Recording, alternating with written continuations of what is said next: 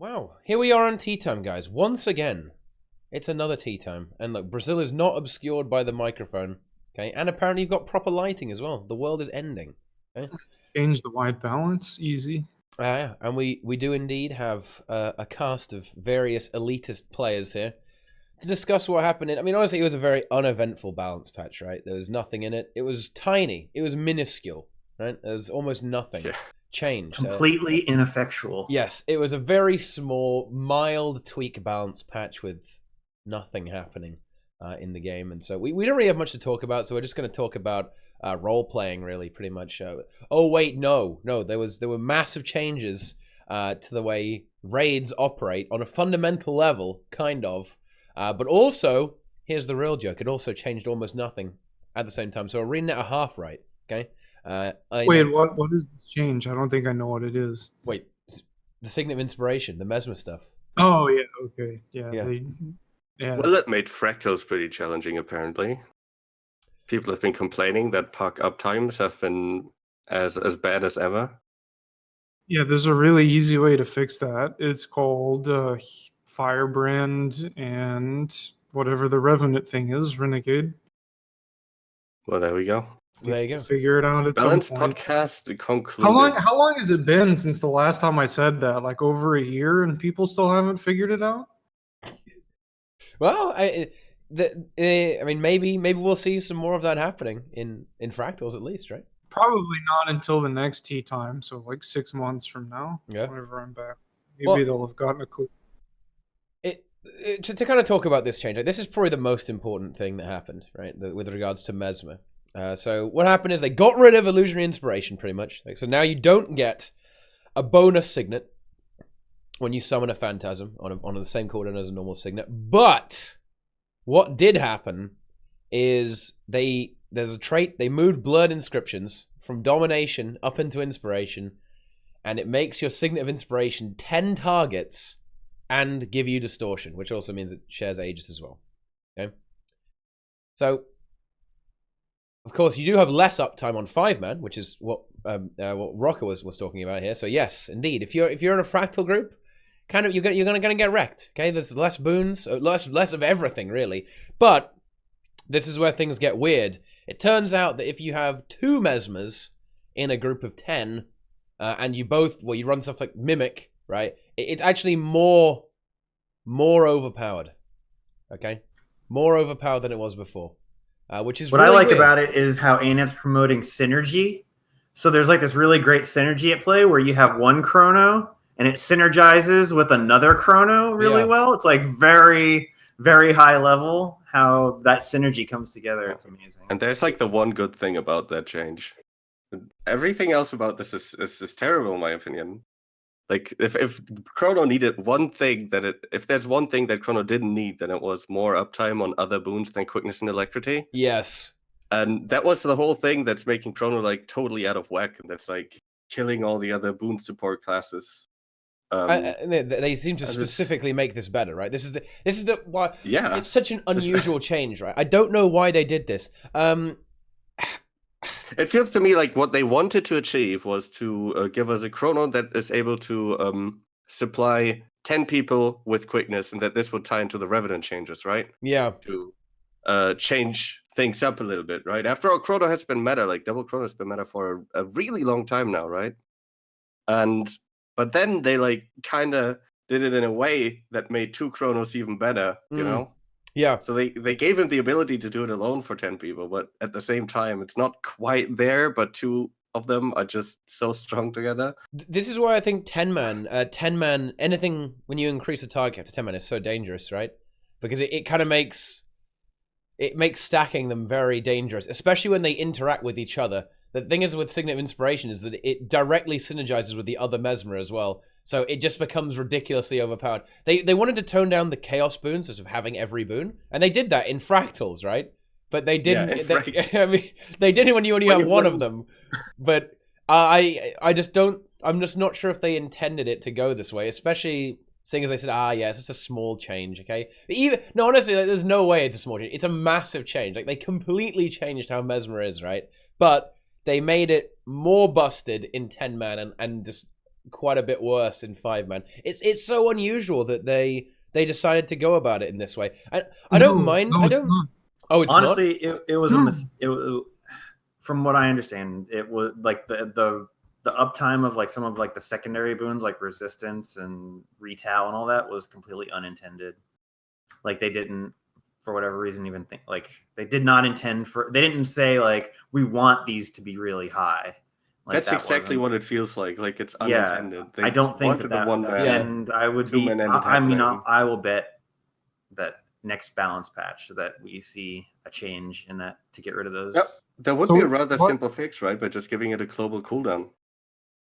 So if there was a global cooldown, you couldn't just like stack signets anymore. You'd actually have Fuck to that. like, play one. That's terrible. Second. Could you imagine doing an Octavine one burn where every Oh. chrono was fucking each other? It- Every chrono in the stack was just like overwriting the other one's Signet of Inspiration because of global cooldown. Yeah, that would be like old bleed stacks before the cap. I Yeah. think really realistically what happened, which has been happening since like I don't know, since Berserker's armor was added to the game, is they had no idea how people play the game and what balance is like. And they watch like one raid video, like one raid clear, and they see, oh, this is a problem. We don't know how the fuck it works. But it's Signet of Inspiration. Let's nerf it. And then they go about it some weird way.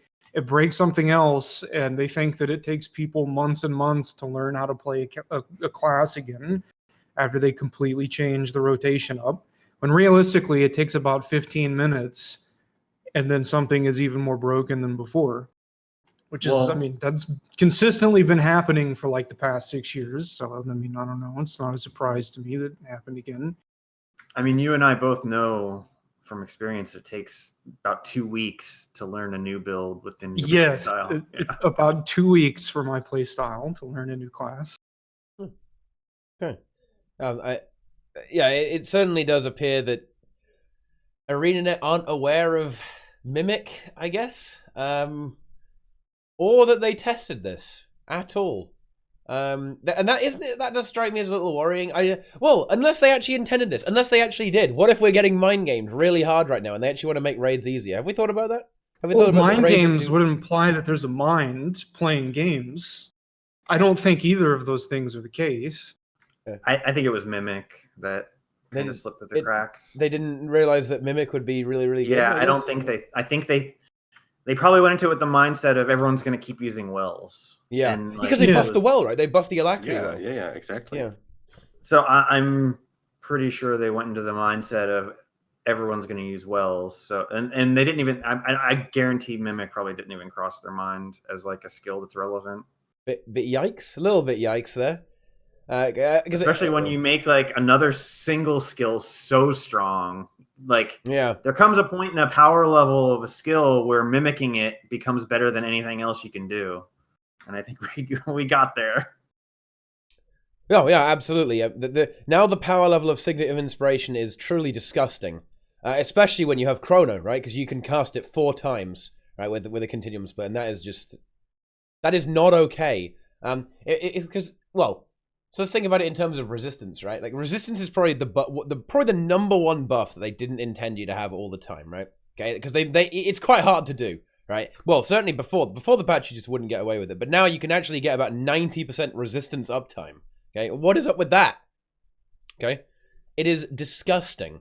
They're making every game mode into old world versus world. Yeah, it's true. It's actually playing PvE right now is like old world versus world now. Okay, it really is. You can get around 85 to 90% resistance uptime on any given encounter, and even some of the harder ones. Right, we did a Desmina. We were fairly new to the rotation, so we could probably get even better. Right, I reckon it's possible to do 100% uptime actually, but we did something like 85% resistance uptime on Solar Sora. 100% uptime in any and all encounters in the game. And you know how they were like, you know what, we don't really like, Mesmer's being able to distort every mechanic. Like, that's kind of cheesy, right? Well, now they made it so you spam Aegis even more harder, right? Even more. And yeah, it's disgusting. Okay, like Mesmer is just completely busted, broken OP right now. And that means we can all complain about it, right? Because it's one of the classes that we just keep complaining about forever. Okay. It's always been in exactly the same spot. It's just achieved it differently. Like, I mean, it's just how it's been. Yeah, pretty much. One thing Like, I've said before about Mesmer is that if you nerf, like if Weaver's OP and you nerf Weaver, the only people who are going to complain are Weaver players. Like, really. But if you nerf Mesmer and Chrono, everyone's going to complain because everyone likes alacrity and quickness. And so it's 10 times worse or 10 times more impactful to nerf Chrono or to change Chrono. So everyone feels it. So they got to be careful with that. Yeah. It's one thing to say do 10% less damage, right? Or 20% less damage, but it's entirely another thing to feel like you're a slug, right? And you've got no quickness or alacrity, or they nerf quickness or alacrity, right? Then the game becomes unplayable for everyone. So it's Chrono. Yeah, it's in everyone's best interests that Chrono stays overpowered, right? Because then you can have a fun alacrity gaming and experience. quickness though. That's the difference. Alacrity and quickness, yes, those are cool, but like every other boon in the game, it's overpowered. It's really, really overpowered with like really good players and really good groups. Like I still remember like first week of raids playing with Card on Gorseval. He was like the only Chrono. I think he was solo Chronoing. And like I would look at my bar and I would have like 1 minute and 20 seconds of quickness. And it's just kind of like, that's pretty good. And now like it's the same thing. It just like stacks and overwrites and it comes back instead of having like a massive fucking cap. But I don't know. Yeah. Like it's a good, like players that are bad or players that don't put any effort to practice and just want to go like occasionally get ported on Veil Guardian and press their buttons and give boons. Like Chrono is in a really good spot for them because they don't have to put in any effort and it'll be fine. Which maybe that's what ArenaNet wants, but I don't know. It's weird. Yeah. They have never effectively done anything to Chronomancer other than give alacrity to RevenNet. That's really the only thing they've ever accomplished by changing Chronomancer. Well, and they made it worse when they made Chaos Chrono a thing as well, right? Honestly, the real busted stuff is, as Roca is saying, is the fact that it gives every boon, right? If it was just quickness and alacrity, it wouldn't be that bad because you'd still have to think about using other sources to get the other boons. But it turns out, thanks to Signet of Inspiration and Chaos, you just don't. Before, you'd have to use a Stone Spirit, right? Like, even before. You have to go, you know what? If we want protection. Already busted for, like, the sense of protection, right? Yeah, but like, it's worthless now. It's worthless thanks to Chrono, though. Yeah. Yeah, it's now trash. It's just so sad that there are specs out there like Heal Herald, for example. Like Heal Herald is just the best example for this because Heal Herald is all about boons, right? And it's completely useless. It's absolutely pointless to bring it because you don't need any boons. Yeah. Because of Chrono. Chrono already has all of them. Yeah. It would be great if they went back to allowing Signet of Inspiration to transfer 25 might. That way we wouldn't need Druid at all. Yeah. That would be fantastic. Like would you really bring a Druid instead of another DPS at that point, since you don't need it I mean, the Frost Spirit's great, but I mean, Soul Beast. Just take Soul Beast. Yeah, Soul Beast and Frost Spirit would be all you would need. Yeah, you could. Go back to that. Yeah, and even now you could even get away with some healing on your Chronos as well, right? If you because you can kind of heal a bit. You could have one of them spec into Illusionary Inspiration or something, and then you could heal with that one, and then have 110 target maybe. Like you can probably get away with something like that anyway, or at least on relatively short encounters. But you even so, you could just take a healing well, and you can get away with some healing. Play some Harrier's Gift, some healing power, and there you go. I think the problem is Signet of Inspiration. Really, Signet of Inspiration is Chrono will be busted until they delete Signet of Inspiration, and I know that's gonna sadden a lot of Mesmers out there, including me, because I love that ability. But until they basically remove it from the game in PvE, it's going to be broken. A skill that copies boons is just way too strong. You'd have to increase the cooldown a lot, I think. Please, don't do that, ArenaNet. Holy shit. Until they make Chronos basically only wells, it will be busted. Why you keep talking about Signet? Just nerf Chaos Grandmaster? Because if you nerf Chaos Grandmaster, it's still busted OP. That's why. Nerfing Chaos Grandmaster is nowhere near enough. that it would still be ridiculously strong even without that. So yeah, that's why I'm still talking about Signet, because inherently it's Signet of Inspiration that's the problem here. The fact that you can copy boons for long durations and then cast that multiple times on 10 targets is just too good. It's way too good. Give it a chance to fail on cast and give it a 1.5 second cast time. If they increase the cast time, well, I don't know, Continuum Split's still like 25 seconds long whenever you use it with 3 clones. So, I don't know. Yeah, that might happen to Mimic. They might increase the cast time on Mimic, perhaps. Yeah. Mimic is Mimic an instant cast right now? No, it's quite a short cast time, but a very long after cast time. Okay. Yeah, make the Well trait give them 10 target cap. You see, that's a very interesting idea, actually. Like that. That's what I was. Yeah, I was going to mention that too. Yeah, that is something that could work. But now you can't. Now they're in a weird position because it just feels like they've kind of gone down this road with Chrono, right? You've gone down the road of the Signet route, and it feels like they'd have to literally undo this entire balance patch, right? Yeah, they'd have to reinvent the wheel yet again. Yeah. To change it. To some extent, what they seem to have been going for, it does work, right? Like, I have already seen an SC kill of Mossad Overseer using 1 Chrono, I believe, and a Alacrity Renegade. Yeah, and a few exploits besides all that. It's all good. Okay, well, I didn't look at it too closely. I mean, Deadeye's casting Detonate Plasma, that's weird. I didn't know that was something they could have. I don't know. That's weird. Yeah, I know what you mean. Yeah, isn't it? Double casting some pre-cast meme. Disgusting. It's weird. It's weird. I didn't know that was part of the class.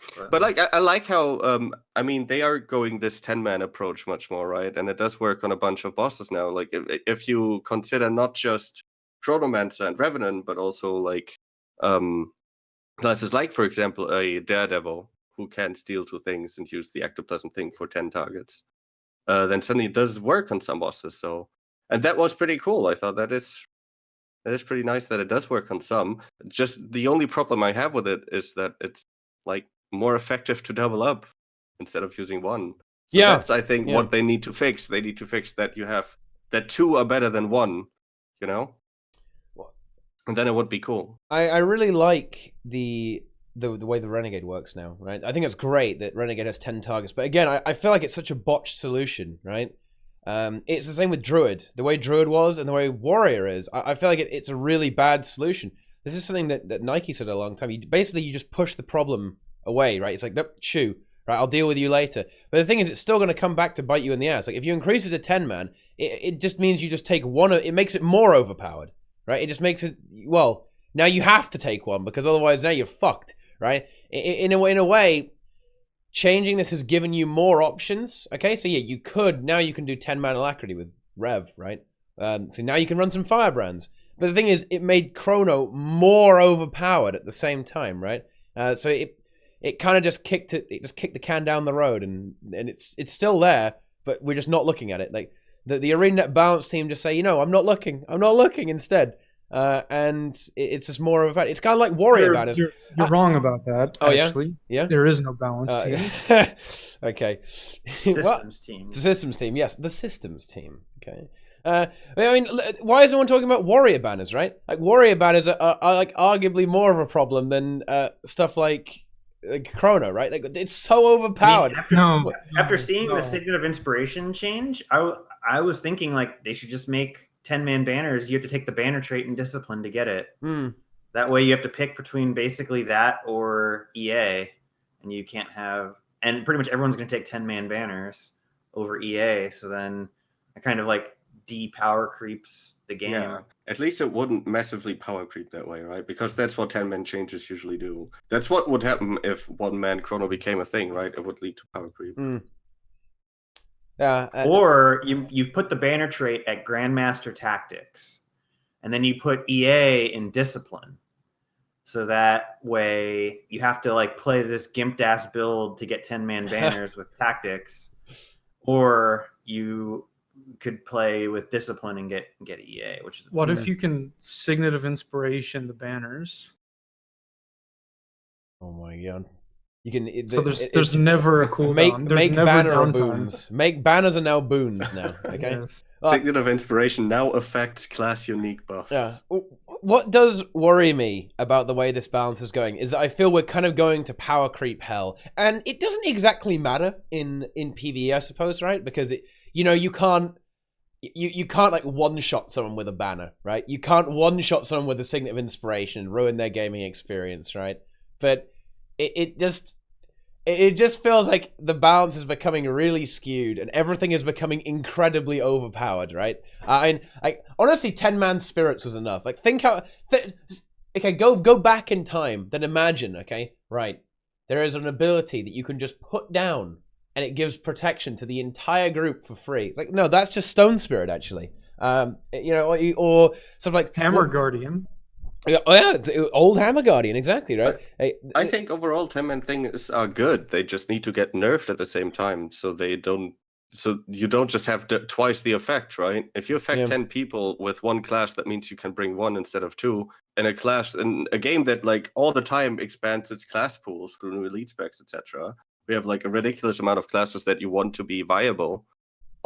Well, all of them at the same time, basically. Then you kind of have to go the direction where you don't double up on classes, right, and rates. So I don't think it's necessarily a bad idea, but like it does lead to power creep, so you have to like nerf it at the same time. Yeah. So yeah. I mean, let's be clear about the power creep. Group DPS isn't much higher than it's been in previous metas. I mean, when Weaver was like super powerful, like group DPS at the top end was much higher than it is now. It's like I think probably like top end Mersat Overseer DPS right now is probably like 240, 250k, and it used to be like 265. No, it was like 285 at the Weaver. But I think like it's easier to get to the top now than it used to be in terms of like skill needed or coordination needed. But it's definitely not where it was. It's definitely lower. I mean, I'm just referring to the point of like making things 10-man, right? Whether that's a good or a bad thing. Well, I think that's because they nerfed the DPS classes, right? But then then the support core is just way stronger. That's in a way, right? It's like, yeah, they've toned down the numbers. Like you won't see any crazy ass like 45k Weaver benches anymore. But the thing is, no one suspects like the 100% uptime of every boon Chaos Chrono rotation benchmark meme, right? And that's something that you don't, because you can't exactly see that. You don't look at that and think, wow, that does so much DPS. Yeah, but if there was a way to calculate how much DPS you're adding to a group, then I think you would see like what the truly insane classes are, right? Like people wouldn't complain about Weaver so much anymore, right? I don't know. No, probably not. Well, what's funny is like you look at like Power Soul Beast, and you can actually look at the Elite Insights log, and it shows you how much damage one wolf pack added to your group in total. And you can like add that to the Soul Beast damage, and it's like, holy shit, Power Soul Beast is actually really fucking good. Like to bring one of them, it's like in a power comp, like it adds like 3 or 4k DPS to the group total. Which I mean makes Power Soul Beast like benchmarks I don't even know right now, like 31k maybe. So like add 3 or 4k DPS to that, and all of a sudden it's like a pretty competitive class. Yeah, absolutely, and that's something that it's a bit deceptive, right? Like, there's a lot of benchmarks that are a little deceptive. I think Chrono is definitely one of them. Just think how much damage Chrono actually adds. If you have two of them, right? Like you can halve their contribution. Say, these two together add this much DPS. Like quickness, alacrity, every boon, protection, vigor. It will be pretty disgusting, right? How much it adds, and I don't know. The support class is just really, really good, and in a way, it doesn't matter, I suppose. But the thing is, I just think that they need to either nerf the ones that are really good now, or just buff the hell out of the ones, because there's just, you know what, Firebrand is pretty good. And you know what? There are some very small niche situations where it might actually be better than running Chronos, right? Maybe with the 10-man Renegade. But just it feels so incomplete compared to Chrono. Chrono on its own can handle basically every boon, right? And if you play Renegade Firebrand, you will struggle to get even the basic ones, right? Like, it's just, you have so much worse boon access than Mesmer, right? Like, it's just not, it's not the complete package, whereas Chrono is the complete package, right? If you play Chrono Druid, you are just going to be rock solid. You're going to have really high damage and every boon permanently. Whereas if you try and play the alternative composition, which is going to be the Firebrand Renegade version, you will have horrible boon access. You're basically a glass cannon, and you just fall over and die. Also, your healing is worse. Because I'm sorry, like, heal Renegade is trash, guys, okay? At healing. That's sorry. Yeah. It is trash. Controversy. Yeah, I know this is going to be a big debate, but what's giving you that idea? Ventari is garbage. It is complete garbage. That really? is, So yes. Full healing everyone with one button press is bad. Yes, it is bad because of the way it does it, yeah. It's not good at overhealing. It's just not good at overhealing. Really? So just one button press for 15,000, and then you can just press it again, and then you can just press it again, and then you can just press it again, and then you can swap legends and put down heal char and lifesteal char, and then everyone just still stays at one. I mean, I don't know.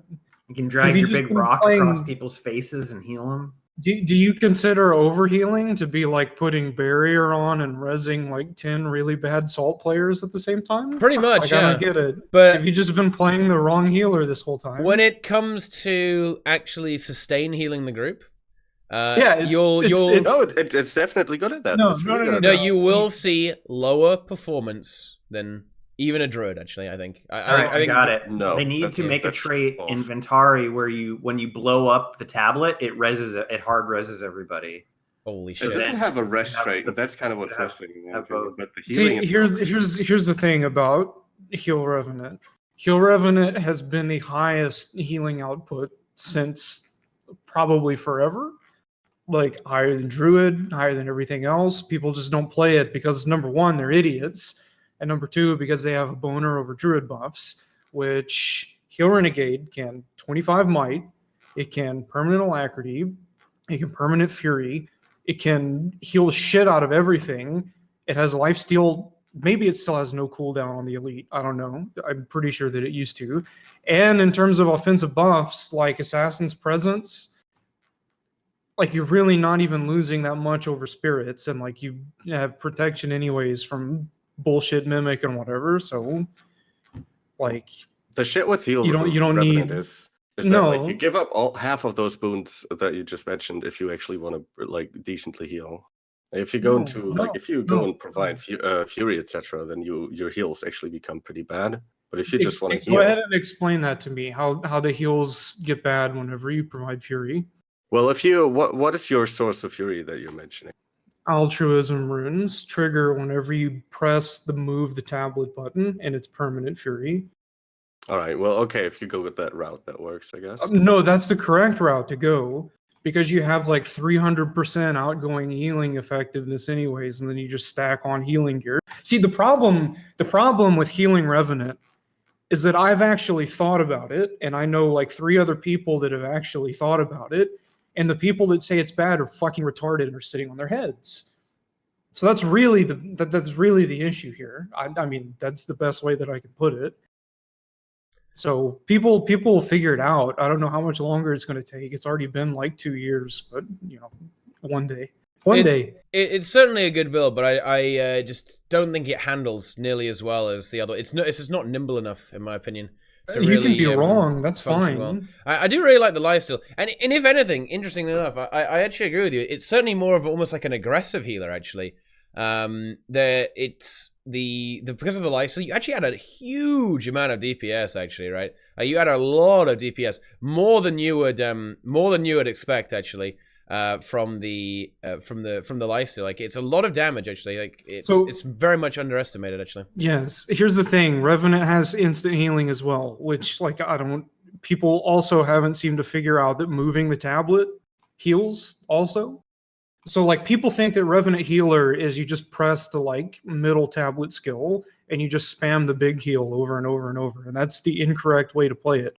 It gives out alacrity, which is good, but moving the tablet just like back and forth inside of people, and like it also just sits and pulses, like, that's pretty decent sustained healing just off of that. because your modifiers are so strong. Like staff 4 has like a small cast time. It's not that crazy, but like people play it incorrectly, and it just comes. People just haven't spent enough time thinking about it. That's really the wrong problem, or the big problem with it. I don't know. Like, people just don't get it.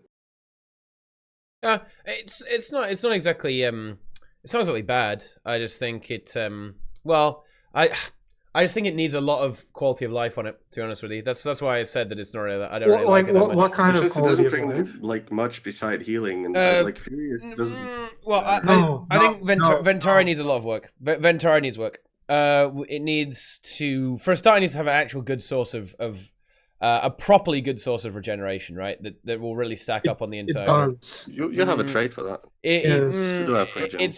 It's very small radius, and the duration is quite bad. I would increase the radius on that. Definitely. Yeah, but you can easily get 100% boon duration, like not even like without trying. It's super easy. Yeah, but I believe it stacks up. It won't stack up that much actually. I mean, it's only 100% boon duration. I believe it's 4 seconds. I guess 2 seconds base with 3 second cooldown, right?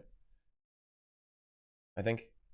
So like with 100, even if you max out, if you cap out, or maybe it's 3 seconds. I can't remember exactly. But even if you cap it out, you can take the staff trait in Salvation 2 that gives regen. That is very inconsistent as well. I actually did try that. It's very inconsistent to actually get the orbs on people, get the little orby things on people. People just walk over them, like they just fall out like that with the tablet. Like it's not really a problem. I would much prefer that if you like if there was a trait for like if you hit them with the tablet swipe, it gives them the boons, right? Like if you whack them with a tablet, it'll give vigor and swiftness and stuff, right? I mean, I don't think there's a problem with that. I just don't think that there's a problem already. I don't know. Like I don't necessarily know that there's a need to change it. I just think the playability of the build is just a lot lower than the alternatives. The way it heals is having like big chunky heals is inherently not as good as having a lot of small little heals. He has a ton of small little heals now. Like he has the regen that's improved by different traits. So he does have a lot of sustained healing. Yeah, so it's got like 1,200 regen ticks. It has the heal cat. It's got the lifesteal cat. And then you can just switch to Ventari, and you also switch legends, and it heals, and you get more healing effectiveness.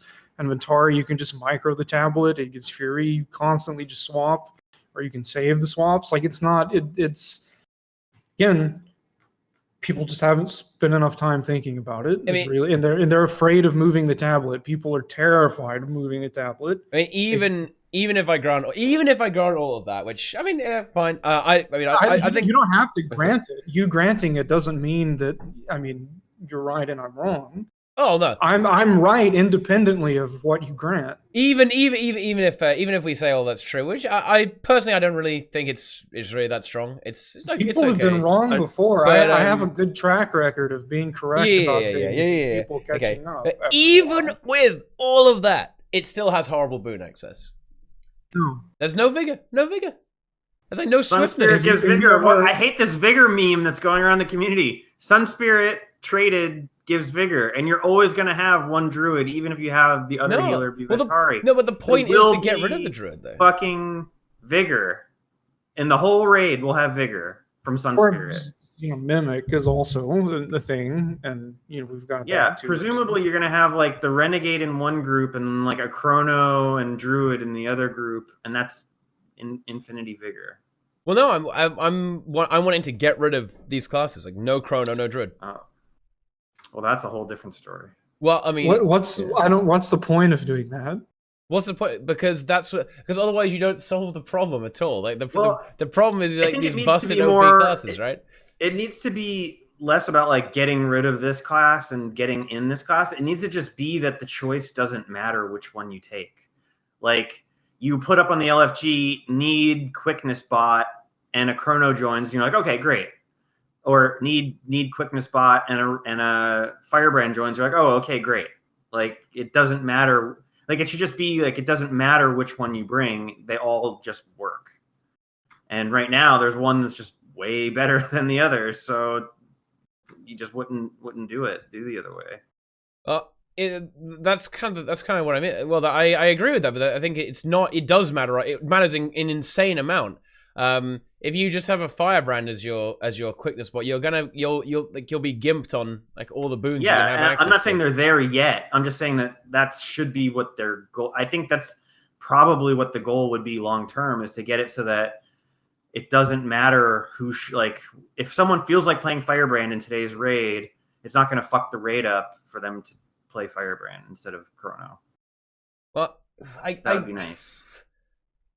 I mean, that would be nice, but I think I do think they want to keep it a bit more specialized than that, right? I don't think that Chrono and Firebrand should be interchangeable. I like the idea that Firebrand and Renegade are designed to almost synergize with each other. Yeah, and I think there's a push and pull there in that they don't want someone to go, "Oh, my class got invalidated," and then they don't. On the other hand, they don't want someone to go, "Well, my class is useless." So, like, it's how they please everybody and manage to make it please everybody is going to be. I don't think that happens. I don't think it happens either. I think what happens is you keep Chrono how it is and you buff Renegade and Firebrand like insanely so that people don't feel so bad when you have one. Yeah, I think that's correct. I would just buff the hell out of Renegade and Firebrand pretty much. Certainly in the buff aspect.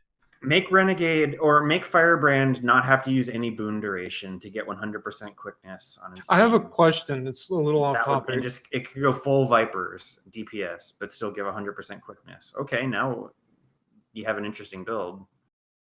Does anyone know if I can salvage legendary armor into gating crystals? Because I really need one and not the other. I don't know. You can't salvage it. You can't. Right. Yeah. I mean, you can do that. All you need is a concentration sigil and the boon duration oil, the toxic maintenance oil, and you can do 100% in full Vipers. Yeah, but that's still, you should be able to have the same exact gear as the DPS build. Like, the only thing that should change is traits. And then I think you'll probably be like at like 29k, 30k benchmark and still putting out quickness. Okay, that seems good. Yeah, it's very balanced. I mean, in a vacuum, it's not balanced at all. It's fucking overpowered. But compared to double SOI Chrono, it's got to punch harder to get to there. Well, the thing is, that's almost already the case. Right? I believe the benchmark is about 25k, and you can do that. About 25k. Getting close. Yeah, getting close. And this is a thing, right? I mean, technically, it already is balanced.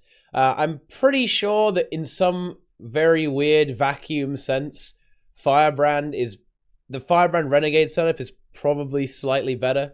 When it comes to like burning a 40 million golem, yeah, you might slightly have an edge, just because in a vacuum where you don't have to dodge at all, where you can always get hit by every Firebrand mantra and always be in range of your Renegade for Alacrity, you can probably get away with it and you'll be higher DPS. Maybe? I don't know. It's for sure meta at Trio. Yeah, because there's so many ads you can just keep refreshing the ads. Yeah. Burns from Virtues that Firebrand DPS will be just going fucking crazy there with staff. You can just go ham. Yeah. That's good. So it's at least got one boss. We've got one boss at least. Maybe Sabbatha too. Like, it could be potentially, it's because there's a lot of ads there that you can get a lot of passive burns from. Yeah. But I don't know. Just multi-target. The way we make Firebrand good is by we have to fight 3 bosses at the same time, right? Okay, there's 3 bosses and they all stack on top of each other. So Permeating Wrath procs on every single attack. And they're immune to every Condi but burning, so that Epi doesn't just... shit, yeah, okay, yeah. Epidemic is not allowed, okay, it's banned, and then the Firebrands win with their amazing cleave. There you go. Beautiful. That will be good. Well, yeah, I do think there should be an alternative, and it doesn't look like they're moving to do this with like the 10-man Alacrity thing, but I really think that they're not addressing some of the more core issues there, because Firebrand Renegade was already kind of okay, right? You could run Firebrand Renegade if you wanted to, right? You could have 2 Renegades, 2 Firebrands, job done. Okay, it works out pretty nicely actually.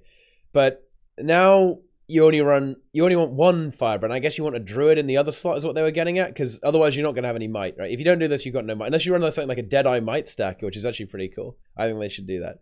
I actually really like this one is really interesting actually. We'll have ArenaNet just outplay us, and no one's tried this yet. What you want to do is you want to run like a heal firebrand, heal renegade, 2 firebrands, then like a Deadeye might stacker, okay? Or a Condi Tempest might stacker. And then you don't have to run sword on the firebrands because you get Perma Fury from the Deadeye as well. Holy shit. Amazing. Right? So it's a whole nother level of stuff you can do with these meme builds. And in a way, this patch is really good because it has actually given a lot of options like that. But I guess a lot of the options are kind of like, why would you put yourself through the struggle when you now have like ridiculously overpowered Chrono, I suppose, right? So there is that on top of that. And 10 targets is scary, man. And I am a little against the whole 10 target meme because it's just gonna increase the power level of these classes to an entirely new level. I just think that how strong some of this stuff is insane. Like one class putting perma alacrity on the entire group is insane. One class that can do perma quickness on the entire group is insane. I just think the fact that these classes have low benchmarks is hiding the truth of how truly insane they are. Honestly, and the same thing is true with warrior and druid spirits, right? They're sleepers. They go under the radar because they don't do big DPS numbers on the golem, right? I don't know. But again, I do agree that they're too strong, but I think 10 man is just a must-have the game has right now. Like the game can't, like the meta will just. Like imagine you go into the next expansion and you still have everything 5-man. So still 2 druids is a must-have, 2 Chronos is a must-have. But now you have another 9 elite specs that you kind of want to get into the raid without invalidating every other one. I think you just have to do this. Yeah, either that or you have to hire the number of people you use for raids. You have to bring out 15-man raids or something. Whoa! Other than that, like way back in time when raids were first announced, I made a Reddit post saying we need a bunch of stuff to be 10-man in raids or else it's going to lead to a really bad problem. And a lot of people like were very angry at me. I should probably dig that Reddit post up. There's probably some comments I could read. And I was like, look, banners are going to be a big problem if they're only 5-man because then you're going to have 2 out of your 10 players be warriors every time, and sure enough it was, and it became such a big problem that they eventually changed to 10-man. And it's funny how like the hateful comments in that are pretty choice, so I'll go back and read that. But the point is that like anyone could have seen this coming. It was very obvious that 5-man OP buffs either had to be deleted from the game or become 10-man. Like those were like the 2 choices. Maybe they would have been better off in the long term if they had changed banners and changed spirits to be like boons or something generic. Maybe that would have been the better case. Like if we could go back to like HOT launch and change it up, but I don't know. Well, I guess 10-man isn't a problem in that way as long as they actually kind of hold together the power levels of the other classes, right? I mean, in theory, it really doesn't matter if everyone's doing 200k DPS or 300k DPS, as long as there are alternatives. And I think that's where the problem is. Like, the fact is that like adding like 600 stats to everyone in an entire raid group on one ability that you just put down, and you have to stand near a flag, that's pretty good. It's really good. There's no other class that can do anything like that, and that would be fine. That would be fine if it didn't kind of make warrior mandatory, like in the same way that druid has become, well, no, I mean, it's not mandatory, right? But having spirits is it is pretty much mandatory. It is pretty. I mean, they're just carrying doesn't want the druid. Tradition. It's you don't need it for the DPS, but it's like in reality, everybody wants a druid, at least one. This is what I mean. That's because people can't let go of things, which has been a problem. And also because it's just objectively better than others. No, it's not. Yes, it is. We just had a very long conversation about RevenNet, and you didn't pay attention to any of it. Yeah, because you didn't mention that it had a fucking frost spirit.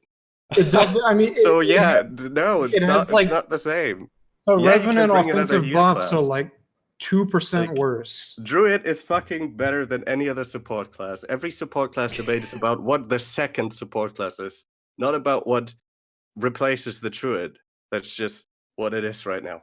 That's because spirits are actually very, very extremely strong. Well, I'd actually second one up in chat who said that spirits need to be reworked. I do think that it is true. The same for banners. They're just too dumb for the effect they have. Like, you They just don't do place them anything. and Yeah. they give huge buffs. I mean, they There's should no be more big- like they should be more like Glyph of Empowerment, where they're not permabuffs. There's something you burst with, and Or they should have a cost. Things don't really have costs. I mean, if the more you have to cast the banner, I guess that's pretty big costs because it does take a DPS toll. But I mean, give Druid lands and make them tap the lands in order to play spirits. Easy. well, And that's a solution. because what's happened right now is that you kind of have the same situation that you were worried about with regards to new elite specializations, right? You effectively have locked in supports and you just swap out the DPS, right? But what I'm saying is that I wouldn't mind if the buffs were 5-man, but if you have 5-man buffs, every class there has to be interchangeable with other stuff, right? That's the important thing. If you're gonna not have insanely strong 10-man stuff, then you have to not really want a Chrono and a Warrior and a Druid in every subgroup, right? Because if you do it like that, then you only have 4 slots, right? Because you have 3 supports per subgroup, and you have 2 DPS slots to swap out. Hooray!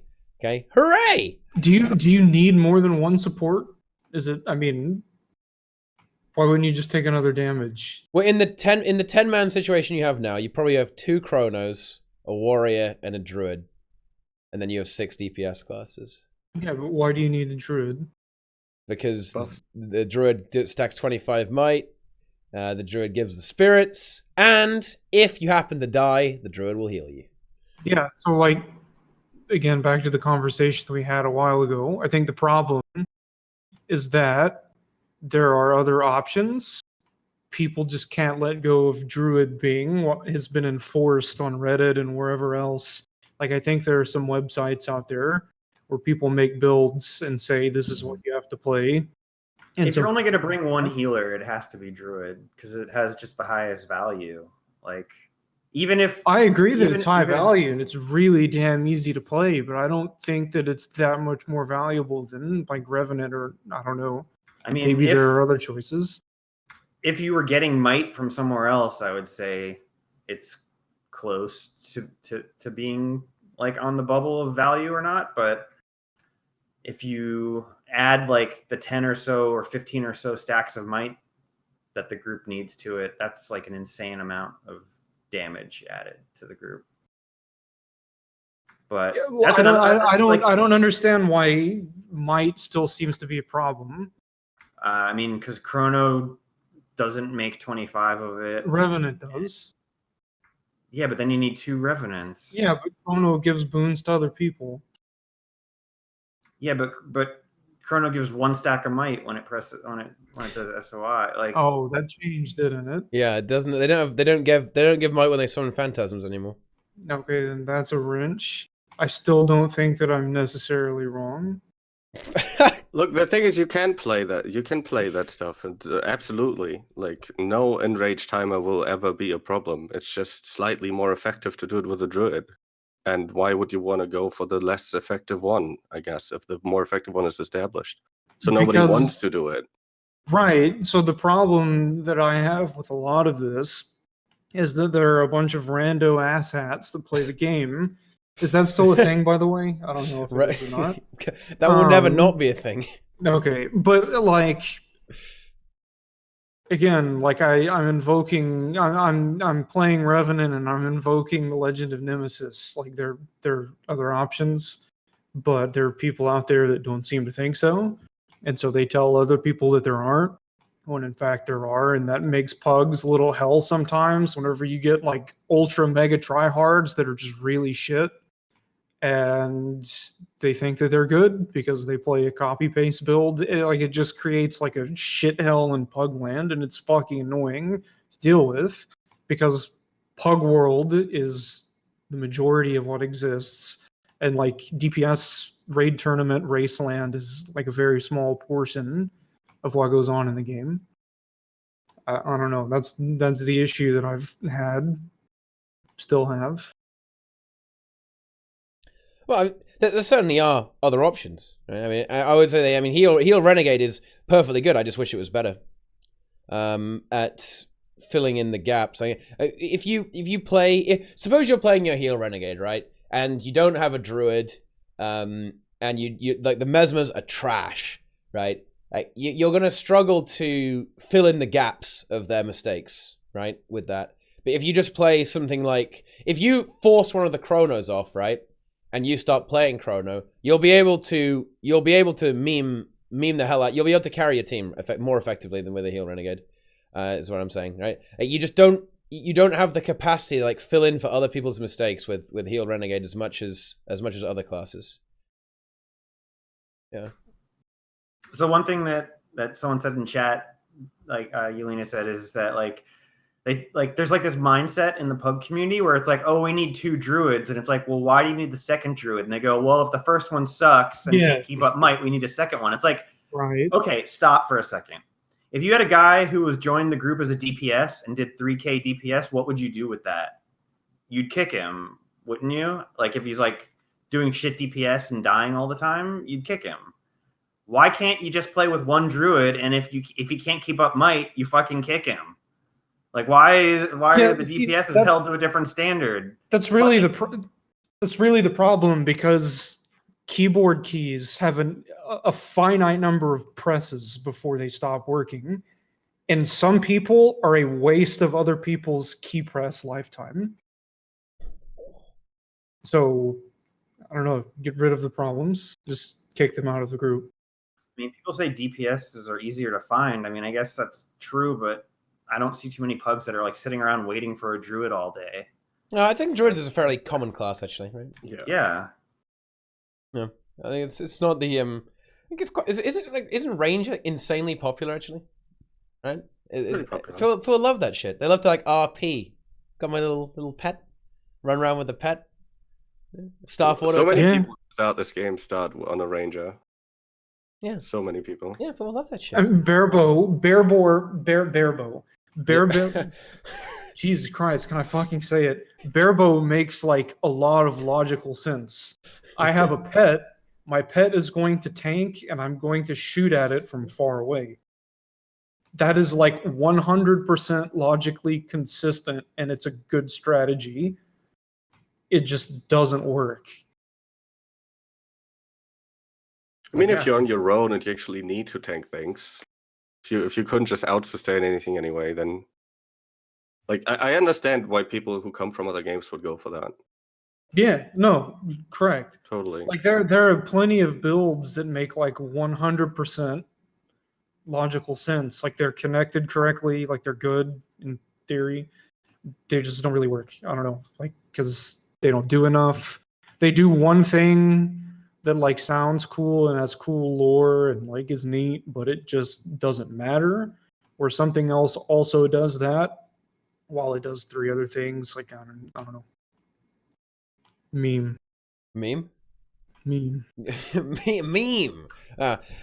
look, I'm not asking for the fact that like Renegade needs to give every boon in the game. No, that's not what it needs to be. I just wish that it was able to function with a Firebrand to kind of produce similar results, and you kind of can, but what I don't like about it is that I think you have to be considerably better to get the same results, and probably worse results as well on average. Like trust me, I've tried to do this with Salt, okay, and believe me, there is no reason I would ever play the Firebrand Renegade composition with Salt, okay, because it just requires everyone in the group to be better at the game, and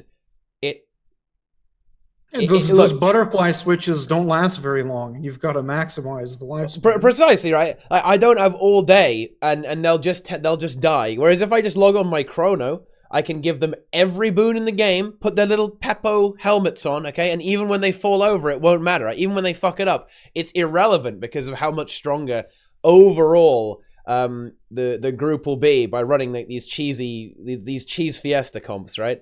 And yeah, that's pretty good. Oh, Roca. Ooh, like another yeah. thing too is like the 10-man Renegade alacrity sucks because it's 45% uptime on 10 people, which like is in a vacuum that's really high value, but I mean 45% might as well be zero as far as I'm concerned. Like if my team only had 45%, I'd go back to the fucking drawing board and come up with a better way to get 100% on everybody.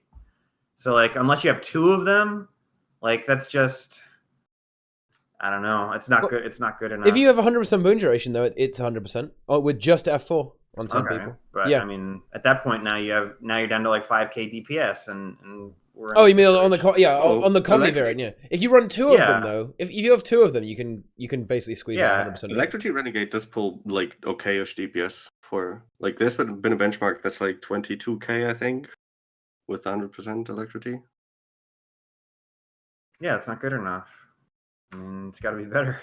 It's got to be 30k. Like, it's gotta but it's got to have okay-ish. almost. Like, it's like to compete with Chrono, it has to have almost no cost to your DPS to be good. well, I think there is such a thing as like a middle thing, like a offensive support class. There would be if Used Chrono to be. didn't exist. Yeah, Like, of course. Yes. That's what everything boils down to. Everybody here has good points about this class should be played. This class is good and undervalued, and it all boils down to, well, it's not being played because Chrono is just too good.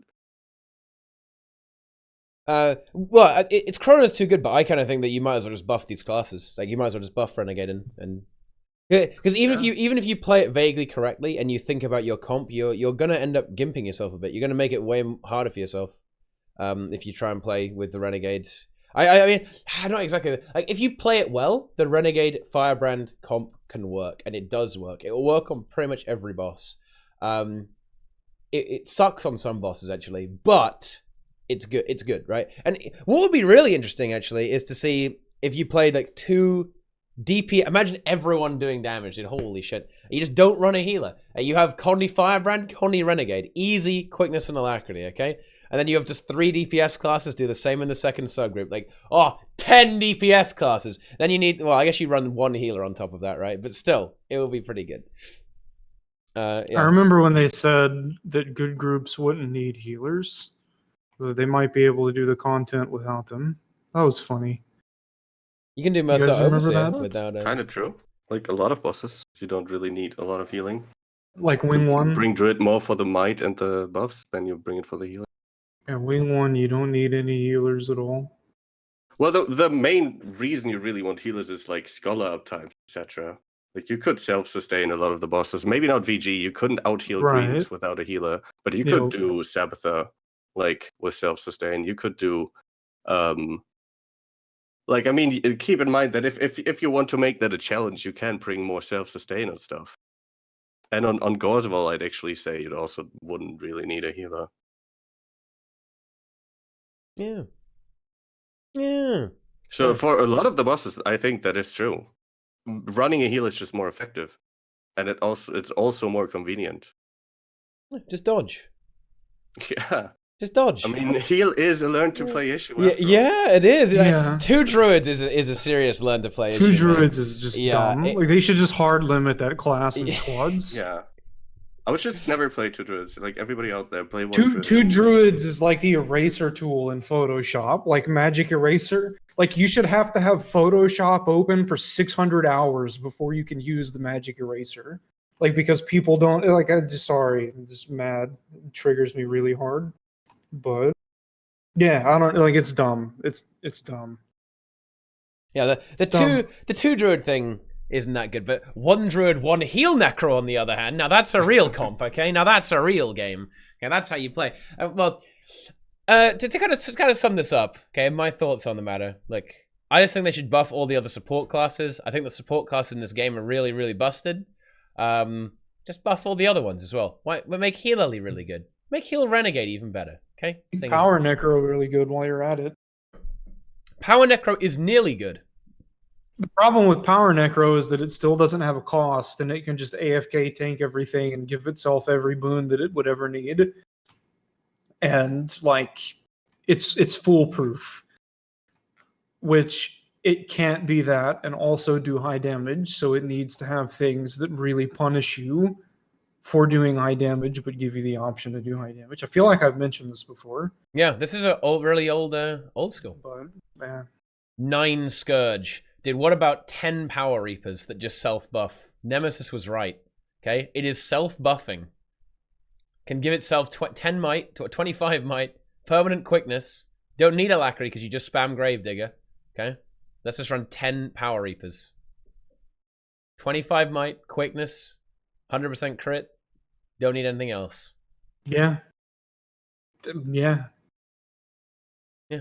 Or 10 Power Chronos. That would work as well. Just 10 Chronos. It's self-buff. It's all good. It's all good. Yeah. So yeah, I just think it boils down to, like, my bottom line is Chrono should be able to provide quickness and alacrity, right, decently. But all the other boons on top of that, I think other classes should be the place for other support specs. Yeah. I suppose I would like to see more hybridization of everything, right?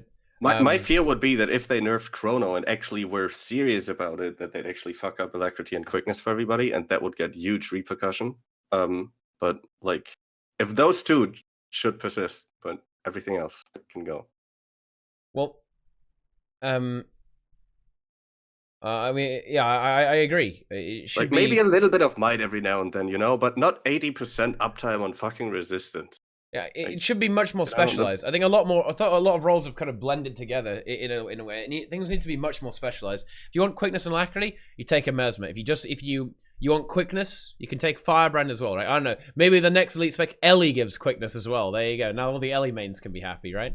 You can give quickness to yourself.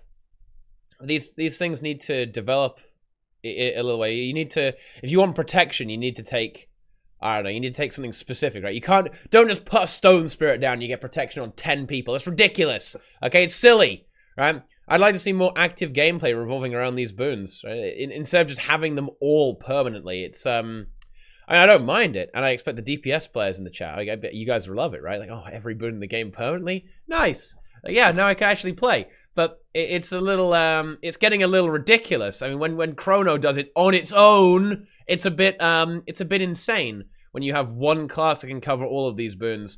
Whereas if you take two classes, like Firebrand Renegade, you'll have a much harder time in doing it than Chrono, where you can just cast that Signet a lot, That's easy peasy. So it's just a bit out of control, I think, and it makes it very hard for anything to compete with that. Like the amount of buffs you would have to give Firebrand Renegade comp to compete with the boon output of Chrono it's a lot, guys. It's a lot.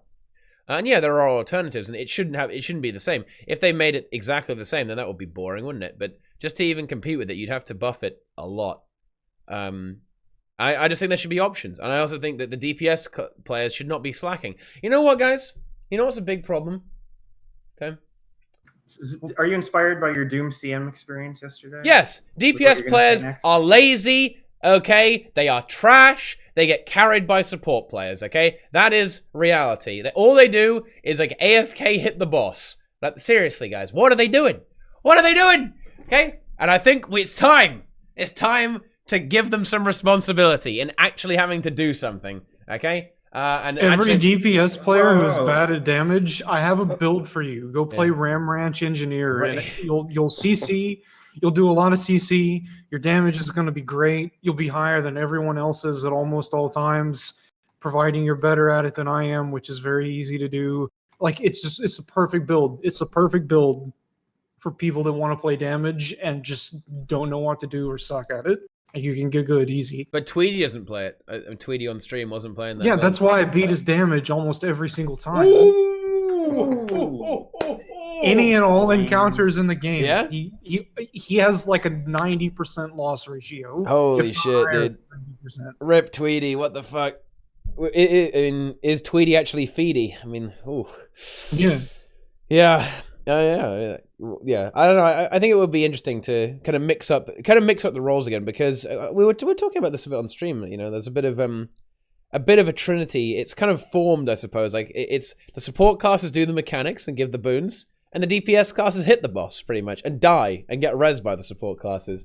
And I think it's a bit unhealthy for the game. And actually, you know why one of the reasons I'm a bit cynical about this? You know why they won't nerf all the OP shit in raids? Because I unironically believe that if they did, raids would get so much more inaccessible for the vast majority of the community. Like, raids have been made so much easier than they used to be just by the amount of cheese. And strategy and cheese makes raids so fucking easy. Okay, I know this, right? Because when I take it away and say, all right, Salt, we're doing Firebrand Renegade today, they cannot do it at all.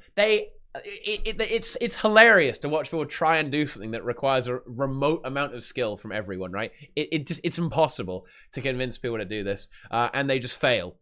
If they nerf Chrono, Druid, and Warrior, raids get harder, and the community will complain about it and won't be able to do it anymore. Hit me with it, Nike. What's going on? Kadim CM, the challenge from that fight is getting people who don't normally do mechanics to have to do one very easy mechanic each.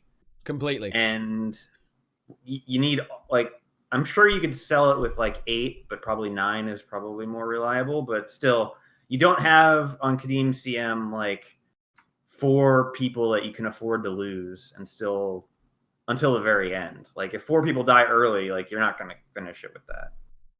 So like none of the mechanics in Kadim are even hard individually. It's just that there's 9 different ones that you have to deal with. So each person has to have somewhat of a brain.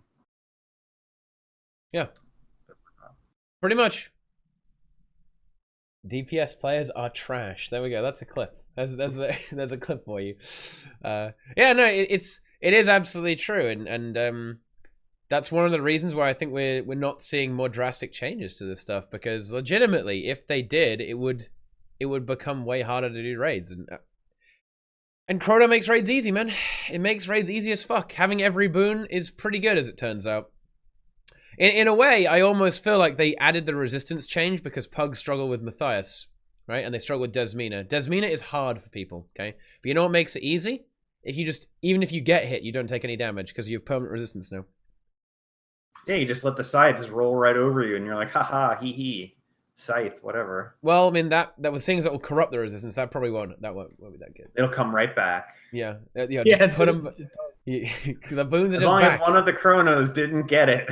Yeah, that's true. Hit by the scythe, That's fine. true. You just get the boons. What is this fucking jabroni shit, dude? Okay, what is going on here? They actually want higher resistance uptime. I'm very sad. You know, I don't think they do. I think it was pretty unintentional. But I don't know. It's a funny meme. I mean, maybe it is good. Maybe it's good for the health of the game that this stuff is overpowered. Now everyone can do raids. But then on top of that, I went in the LFG, guys. Okay, right, and I joined some pug groups,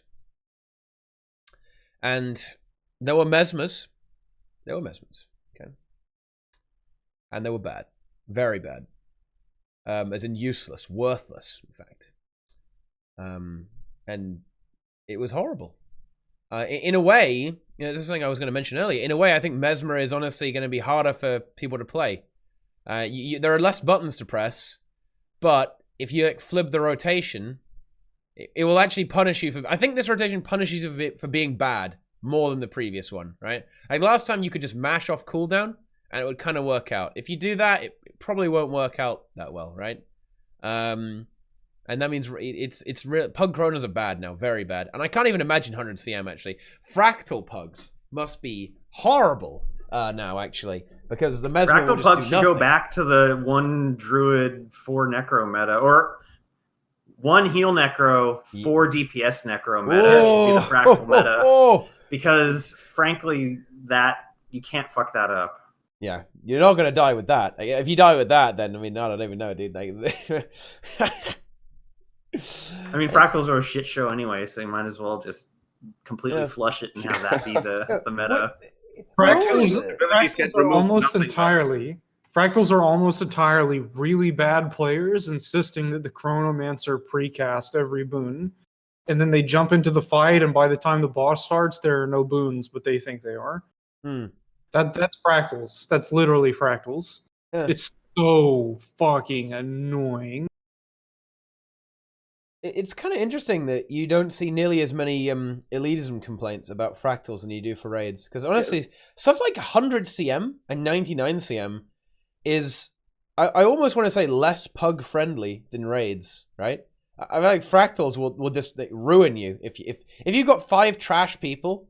I think you'll have a harder time in 100 CM than you will in, say, Veil Guardian or Gorseval, or like an entry level raid boss. You'll probably get screwed over more in fractals than you will in raids. Yeah, and I think a lot of that has to do with the fact that since raids exist, like as a thing, people don't take fractals as seriously as they would have if fractals were the only end game. Like if I fractals disagree were with the that. only end game, holy shit, people would be super tryhard I about think everything. I disagree with that, and I think you also will. I think that people take them way too seriously, but the people that do are really bad. That's probably true.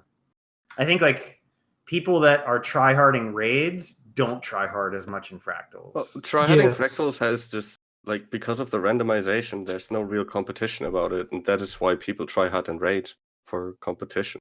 And like having random instabilities just kind of takes away from that.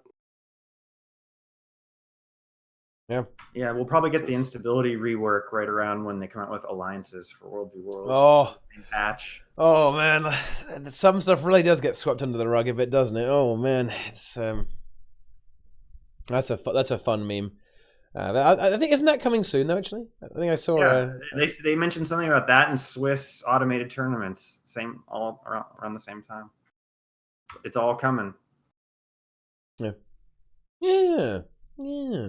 The precasting is funny actually in Fractals. I like it. I do like the precasting. It's like, oh, that's juicy, dude. It's I get it. It's one of those changes that they didn't test much, right? When it comes to the precasting in Fractals, like, there's just no way they intended that to happen, and they kind of messed themselves up there. Yeah, because the problem is that they like. I'm going to give them credit.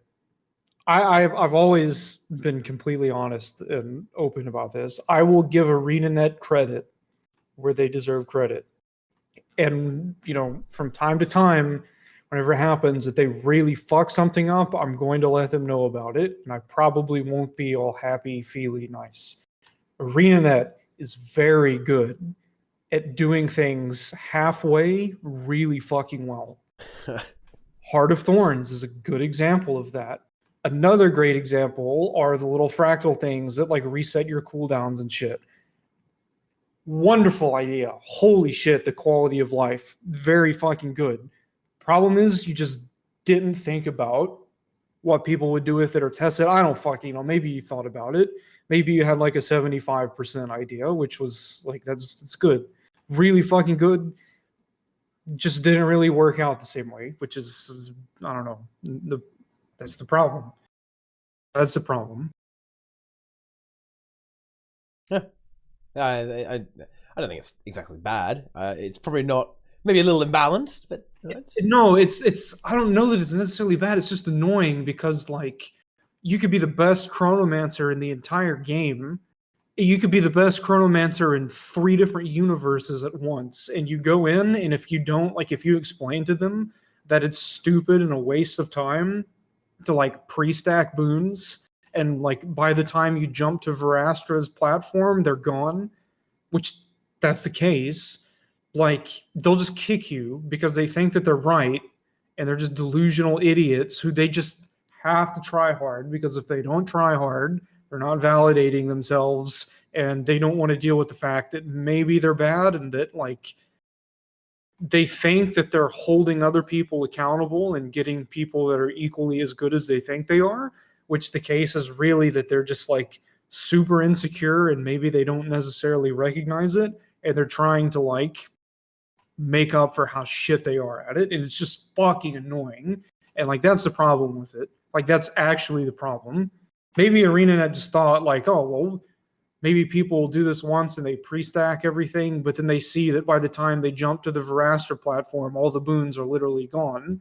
Or by the time Arc spawns, all the boons are gone. Maybe it was a 100% thought. It just didn't. Like, I don't know. I don't know. Maybe the community is just that much of a wild card. I'll shut up about it now though, because that was a long ass rant. Yeah, and that's what people are here for. You don't have to don't have to stop. People love that shit. I'd like to give ArenaNet credit for something they did right. I will always give ArenaNet credit whenever they do something right. I don't have a problem with that at all. Legendary armor was a great idea. It wasn't a good product. Nowhere close. They buffed Dragon Hunter, and I've been asking for that for a while, and I know it's a minor thing, but Dragon Hunter being good makes like a lot of sense. Like there was no reason for it to be 31k DPS when other classes were doing like 34 and 30. When 34 was like sort of like the baseline for like optimal. It's good that they saw that, and I think Soul Beast getting a little bit of a buff. I don't know how much it improved the benchmark for Power Soul Beast, but it got a little bit of a buff too. So yeah, I don't know. I think it's good that they're inching up on those classes. They did a generally interesting thing. I'm not sure if they've done this before, where they like split the weapon traits into like an effect that's always there and one that's only there if you equip the weapon, right? That's what they did for the X trait or the Torch trait on Ranger, right? Yep. Yeah, so like I don't know what Power Soul Beast benchmarks now, but like it's probably a little bit over 30k, I would guess. Like probably try. Oh, it was before. It was decent before. Like the benchmark. And I mean, if you add in like One Wolf pack share, and then oh yeah, and then like the fact that you could put Frost Spirit or something on its bar, like some utility. Like it's starting to get it to the point where it's just like really good spec. Like it's just really good. Yeah. To chat, I think Nike's talking about a stance share Power Soul Beast. Yeah, that one would pull much less. Yeah, like if you don't run stance share, then it's about 34k. Yeah, and so yeah, shouldn't play one with Power Soul Beast. You should play it with Condi. You. There you go. And I also think it's also getting to the point where if you really wanted to, you could drop marksmanship and bring skirmishing and get spotter from your Soul Beast as well. And it wouldn't be that bad of overall value. Like if you really had to have it. Holy shit. So now that would be intense. With regards to the overall balance of the game, well, when it comes let's put aside the support classes. How's the DPS looking? Okay, are there any classes that I think the balance of the game is Deadeye is way overpowered. Yeah, you think? Yep. It does. Yeah, still a bit overpowered. Yeah, but I mean it's not to the point overpowered where it's the. Wait, you're saying Deadeye or Daredevil? Deadeye. Well, Thief in general, I guess. Who made the Teapot furry picture? Hang on, I have to offer criticism. Who made it? You guys trying to say I'm a furry, okay? Well, I mean, I'm just saying, okay, so you have two light sources happening that don't make sense. Take the Teapot face and just flip it 180 degrees, flip it, and the light on the side of the face will match up with the light on the side of the fursuit, and it'll look way more realistic. Just do that. Like, you don't need to color correct really or anything. Just do that. It'll be good. Fucking furries, dude. What the fuck? Like 80%. It's like 80% there. Yeah, so it's nearly. Is that better than an arena idea then? If it's 80% of an idea there, so that's even better. Yeah, is that better than legendary armor? Legendary armor was half of an idea twice. Okay, right. Let's go back to the Bowser. Sorry, okay. Go ahead, Nike. Let's go. For Deadeye, if like people could be like, oh, if you nerf Deadeye, well then people will just play Daredevil. But I think like on the fights where Daredevil is good, like Hollow's really good as well, and Swordweaver's really good as well, and it's a lot closer than Deadeye. Like Deadeye is noticeably better than those two things in the places where it's good. So you like it's just an outlier. And at this point, like they've kind of dialed it in enough where it's not like a crazy 48k Ellie outlier anymore, but it's still an outlier compared to the others. And I mean, what fights is Swordweaver meta on? Like, Yeah, very few, if any. none. And because you would almost always take a Deadeye Yeah. in those fights.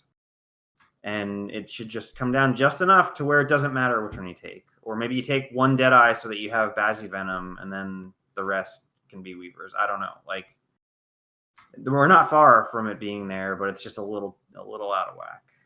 Yeah, but I mean, right now it's not at the point where like every boss has Deadeye stacking going on. It's actually No, it's like only if you go for like speed clear rating, then like you swap DPS classes almost every boss. I mean, it's like 5 DPS classes or something, I think, that are being played actively. I actually think that's pretty good. I think that's like decent. Yeah. Anyway, I actually want to say that I think that people are stressing way too much how unfun Deadeye is, or like how stupid the rotation is. I think there's still a big difference between a good Deadeye and a bad Deadeye. Yeah, bad like Deadeye who I see them in actually bugs, just they runs. front stab. Like, they're front stabbing. That's pretty bad. Like, yeah, but also like the timing with both your Signet and your Shadow Flare. Like there's some stuff like yeah, I regularly it's like a good Dragon raid with Hunter people. versus a bad Dragon Hunter. Like, I good regularly Dragon raid Hunters with get good their burst people. in. I Roca, regularly no, raid with people who think they're decent Deadeyes, and I out DPS them by at least 3 to 4k DPS. Yeah.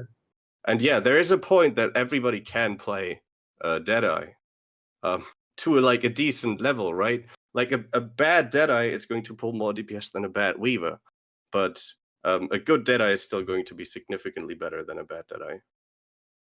Yeah, that's with all things, though. I mean, Yeah. and a lot of that is It's just because is everybody's to, like, the rotation is like nothing. It's just like 1 1 1 1 1 5 1 1 1 1 1 1 1 5 1 1 1 1. It's not quite that bad. It's a bit overstretched. Like, I agree that it's not the most challenging of rotations, right? But like, if it was that stupid, then Pucks wouldn't still be so bad on it. yeah. So what rotations do people now consider to be like the challenging ones? Because I hear Swordweaver is easy from people that play LA. Like, I hear that Hollow's easy. So what's hard now? Like, what are the hard rotations? What's the class that should be top DPS? Condi Hollow is maybe the only one that would qualify as hard. Yeah, it's like Condi Hollow and Renegade, I guess. Yeah, Okay, so there's one build in the game that's hard. So, like, saying Deadeye's easy, like, what the fuck does that mean? Everything but Condi Engie's easy by the definition of the community. Like, okay. No, people are misunderstanding what I'm saying in chat. You guys are like not even listening to me. I'm saying that a bad Deadeye is better than a bad Weaver in the sense that as a bad player, you don't have to put as much into it to get a decent number. But then there is still skill ceiling, all right? So, like, that's my point. Yes.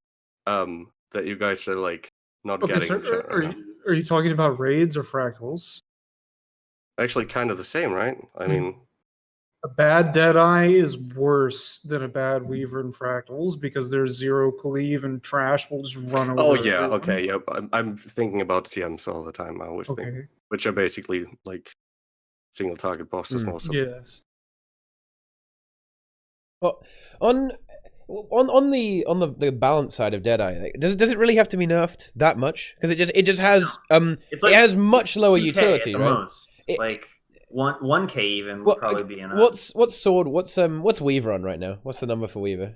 86k. No, it's not. I think it's like 38. 38k. And what's Deadeye? No, I think Weaver benchmark is 38. Yeah. I mean, here's the thing about Weaver benchmarks. You can't really compare them to other classes because people in the EPN community push harder on Weaver benchmarks. They grind harder. It's true. That is true. They try more. Like, the effort and hours they put into Weaver benchmarks are more than other classes. So I mean, it's not really strictly fair to compare them like that. Yeah, Sigil of Night and all that good stuff. Like, yeah, when the patch first hit that buffed Sword, like, the first initial benchmarks by good players, like, were like 36. and now they've EP'd themselves up to 38. So like, within the first week, like 10 bench. I feel like like they try that much harder. There's more there. But there's also much more like detail on Weaver though. Like there's also much more little things you could try out and be different just because the skill variety is so much higher, right? So there's also that, which is also a reason why it's much more challenging in actual raids. Like everything is different for every encounter, pretty much. Well, and this is something that I would say. I don't think that I don't think it's too bad to have stuff like Swordweaver and Deadeye a fair bit ahead of the other classes, because a lot of the other classes will do some very different stuff, right? I mean, like I think Cleave is the easiest example for this, right? Like it's you have way more Cleave on something like a Hollow-Smith or a Hollow-Smith or a Guardian. Especially like a Guardian burst Cleave is really, really strong, right? Like with the spinny trap and like spinning around on Greatsword, it's not so bad that these classes do less damage, but they should do less damage. If they did the same amount of DPS and had the same amount of utility, it would be really overpowered, right? So I don't think it's too much of a problem. Like Deadeye kind of sits there like a lemon most of the time and like hits the boss, and that's basically it. You can do Basilisk Venom, right? You can do Basilisk Venom, but that's all you can really do. Whereas a class like Hollow-Smith has got loads of stuff it can do. You can even provide some like mild group support with healing turret, right? Or you can drop your fidget spinner and take an extra pull or something. Like there's loads of other stuff you can do on that class. On Weaver, Weaver and Thief, you can't nearly as much, right? So there's I think there should be inherent imbalance to the DPS classes. Yeah, otherwise it's just no good. I'm fine with there being like a top tier that's like Weaver and some variation of Thief, and then like a second tier that's like Hollow, like everything else, and then like a third tier that's like high utility. So I think, and they're sort of there now. I just think that Deadeye is kind of in a tier by itself in practice. The thing is, like tier 1, 2, and 3. Like having a structure like that is completely fine. Having a structure that's tier 0, tier 1, and tier 2 is really fucking bad. Like where tier 0 is like so fucking far and beyond away from everything else that there's just like... We're definitely not there anymore. We were though. When it was like Epi Bouncing, and when Epi Bouncing was tier 0 and Staff Weaver was tier 0. But I think we're now on like a very high 1. I guess you'd say. Yeah. Yeah. I don't know. It's this lack of. This is something that I wish the community did know a bit more about. Like this is what Papa Nemesis taught us, right? This is something that the community doesn't appreciate. Is the fact they always go for like the tier 1 classes, right, or the tier 0 classes. Yeah. See, look, we're giving the wrong impression to One Up, because the thing is, I agree with One Up 100%. Yeah. Like. Everything you can play every DPS on every boss, and it doesn't really matter. But also, like the different bosses do give you a big like you do change up classes a lot. It's not just every class, every boss the same classes, right? Like they do give you variety for different bosses. They have different demands in every classes that meet those. This is by far the best DPS balance that we've ever had.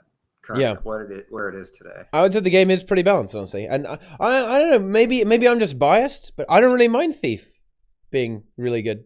I don't really mind it being as good as it is. I would prefer if like a good Weaver was better, because like I always see Thief as like the very like more easy class, right? And I feel like a class that where skill floor and ceiling are so close still. I don't know if this is the best balance we've ever had.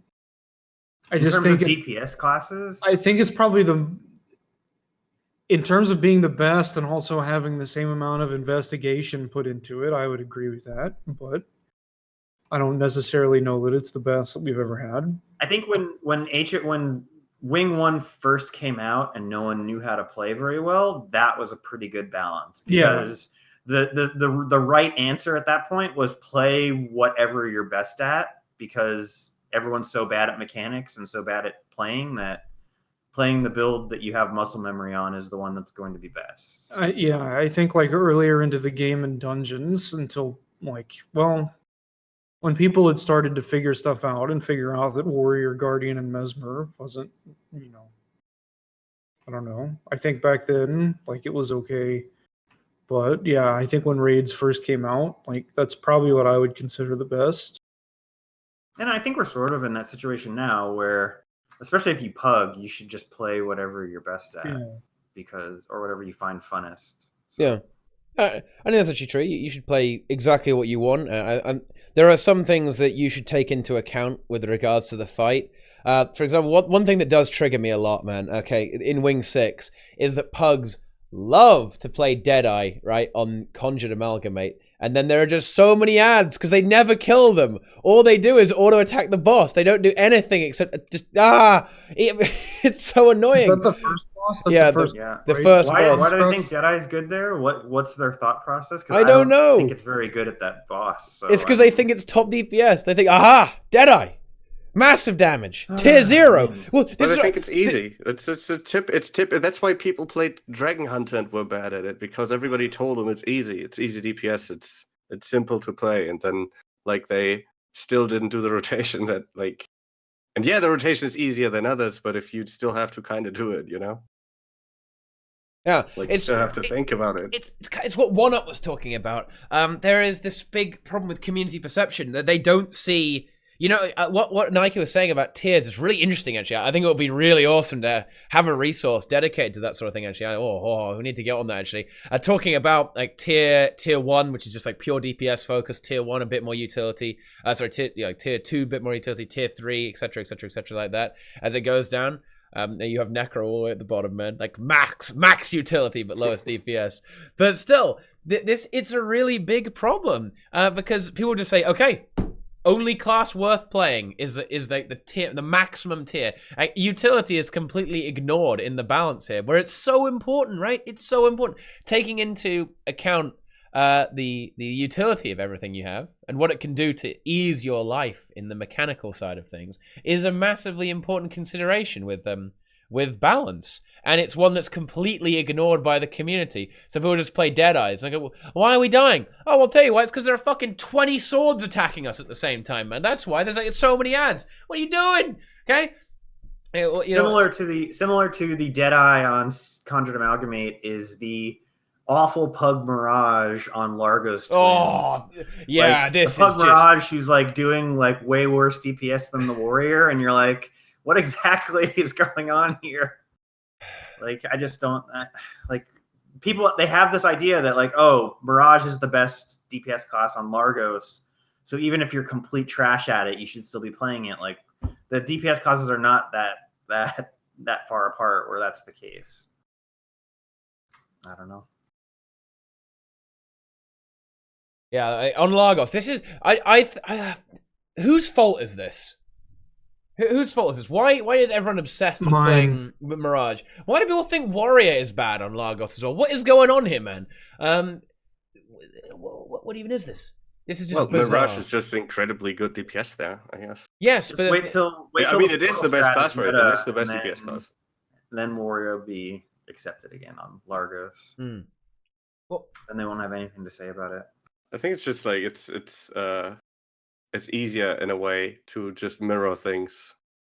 Like having a warrior and then splitting up the group would make things not the same, and that's a little bit weirder to grasp, I guess. So it's the first thing you'd blame if a site would go wrong. It just seems weird to me that a lot of players in raids kind of go into it with a really bad attitude. Almost, it's like, aha! In order to succeed, I must play the best DPS class. I must play it, otherwise we will fail. And as a result, yeah, it's bizarre. Yeah, it's incredibly weird. Why do you think that's weird? Because why would you think that? Why would you not realize that raids are actually really easy and you can play whatever you want as long as you are relatively competent?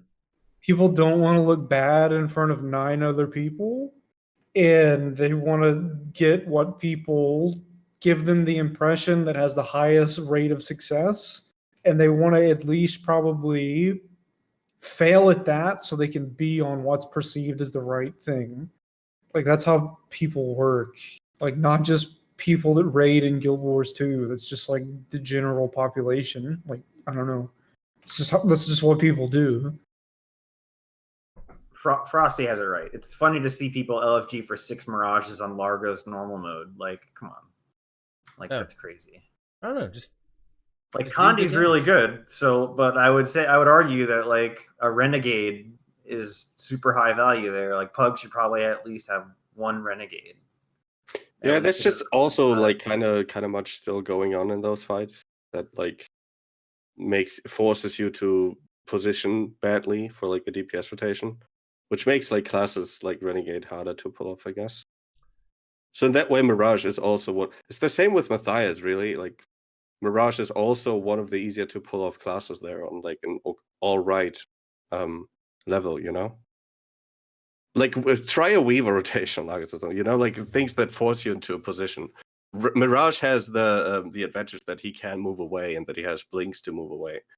I mean, I'm not arguing it's not best DPS. It is the best DPS there, but like people have to have like the self-awareness to where not everyone.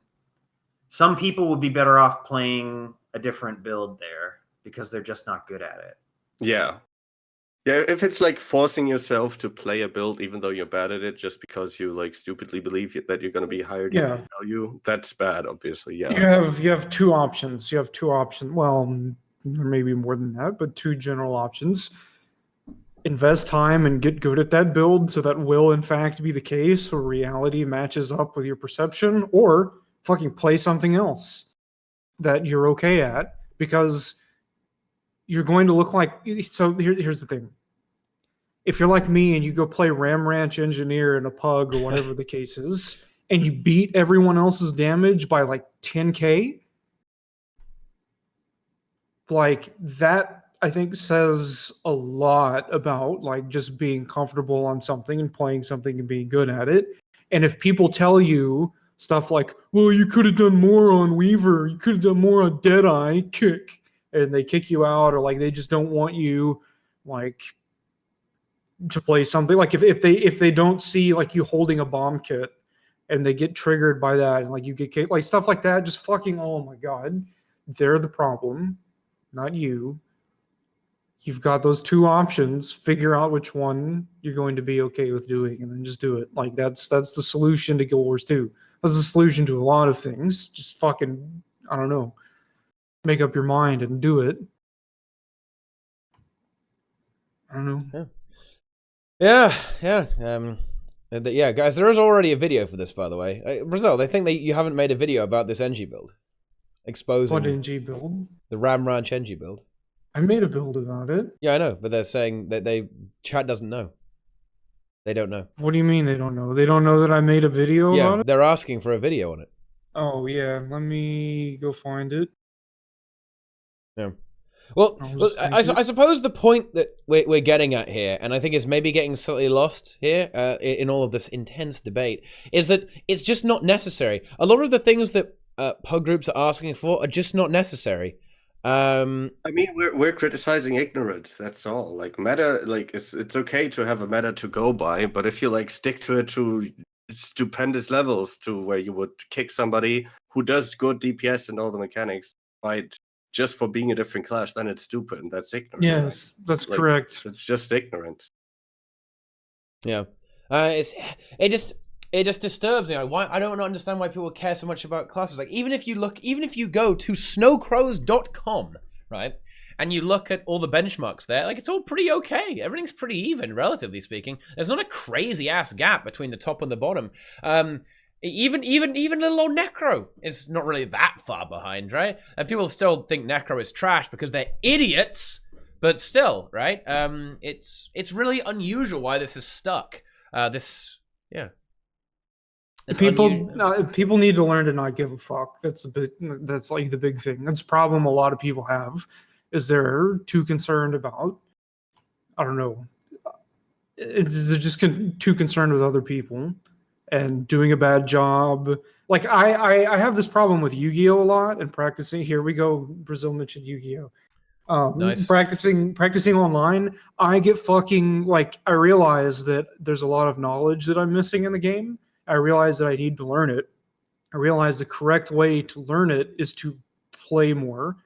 But whenever I play people, I get fucking mad as shit whenever I'm not like beating them every single turn. So like that's just a barrier that I have that like I just need to fucking get over and like play against good decks. Like I can go to locals and 2-0 fucking everybody on like 2016 Blue Eyes, banish all their cards and attack them for 70,000 damage in one turn.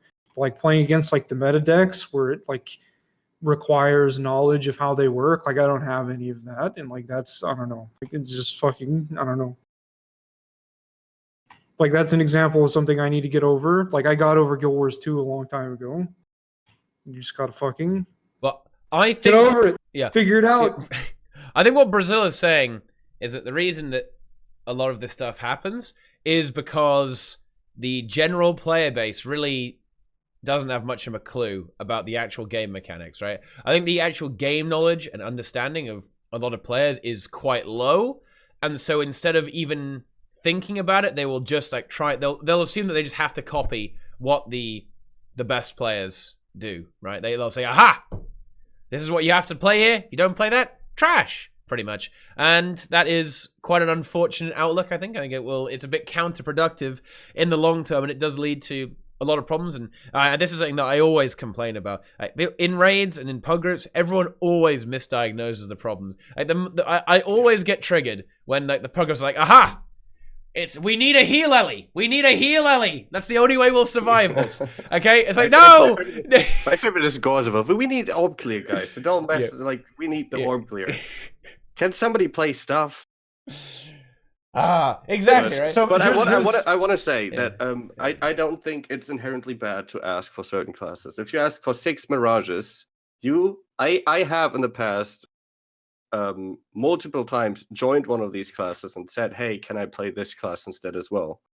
And they let you, and they don't immediately kick you out or are ignorant about it, right? So if they're asking for like the best class, but then they're like fine, and they actually talk to you, because it's not like a job application where they just auto decline you many times at least. Then not everybody's like, it's not like every puck group is idiotic. It's not like every puck group is stupid for asking for Mirage. There's a good reason to ask for Mirage. Yeah, absolutely. I'm not saying that it's bad. I think it's just way overkill, right? It's just like massive overkill. A lot of the things pugs do, they make it seem like it's harder to get a group than it actually is. Yes. It's just not necessary. You don't need, say, 5 Deadeyes to do Gorseval, right? Okay, as your DPS guys, it's just not necessary. You can use any DPS class you want on any boss. Hey, will certain DPS classes make it easier?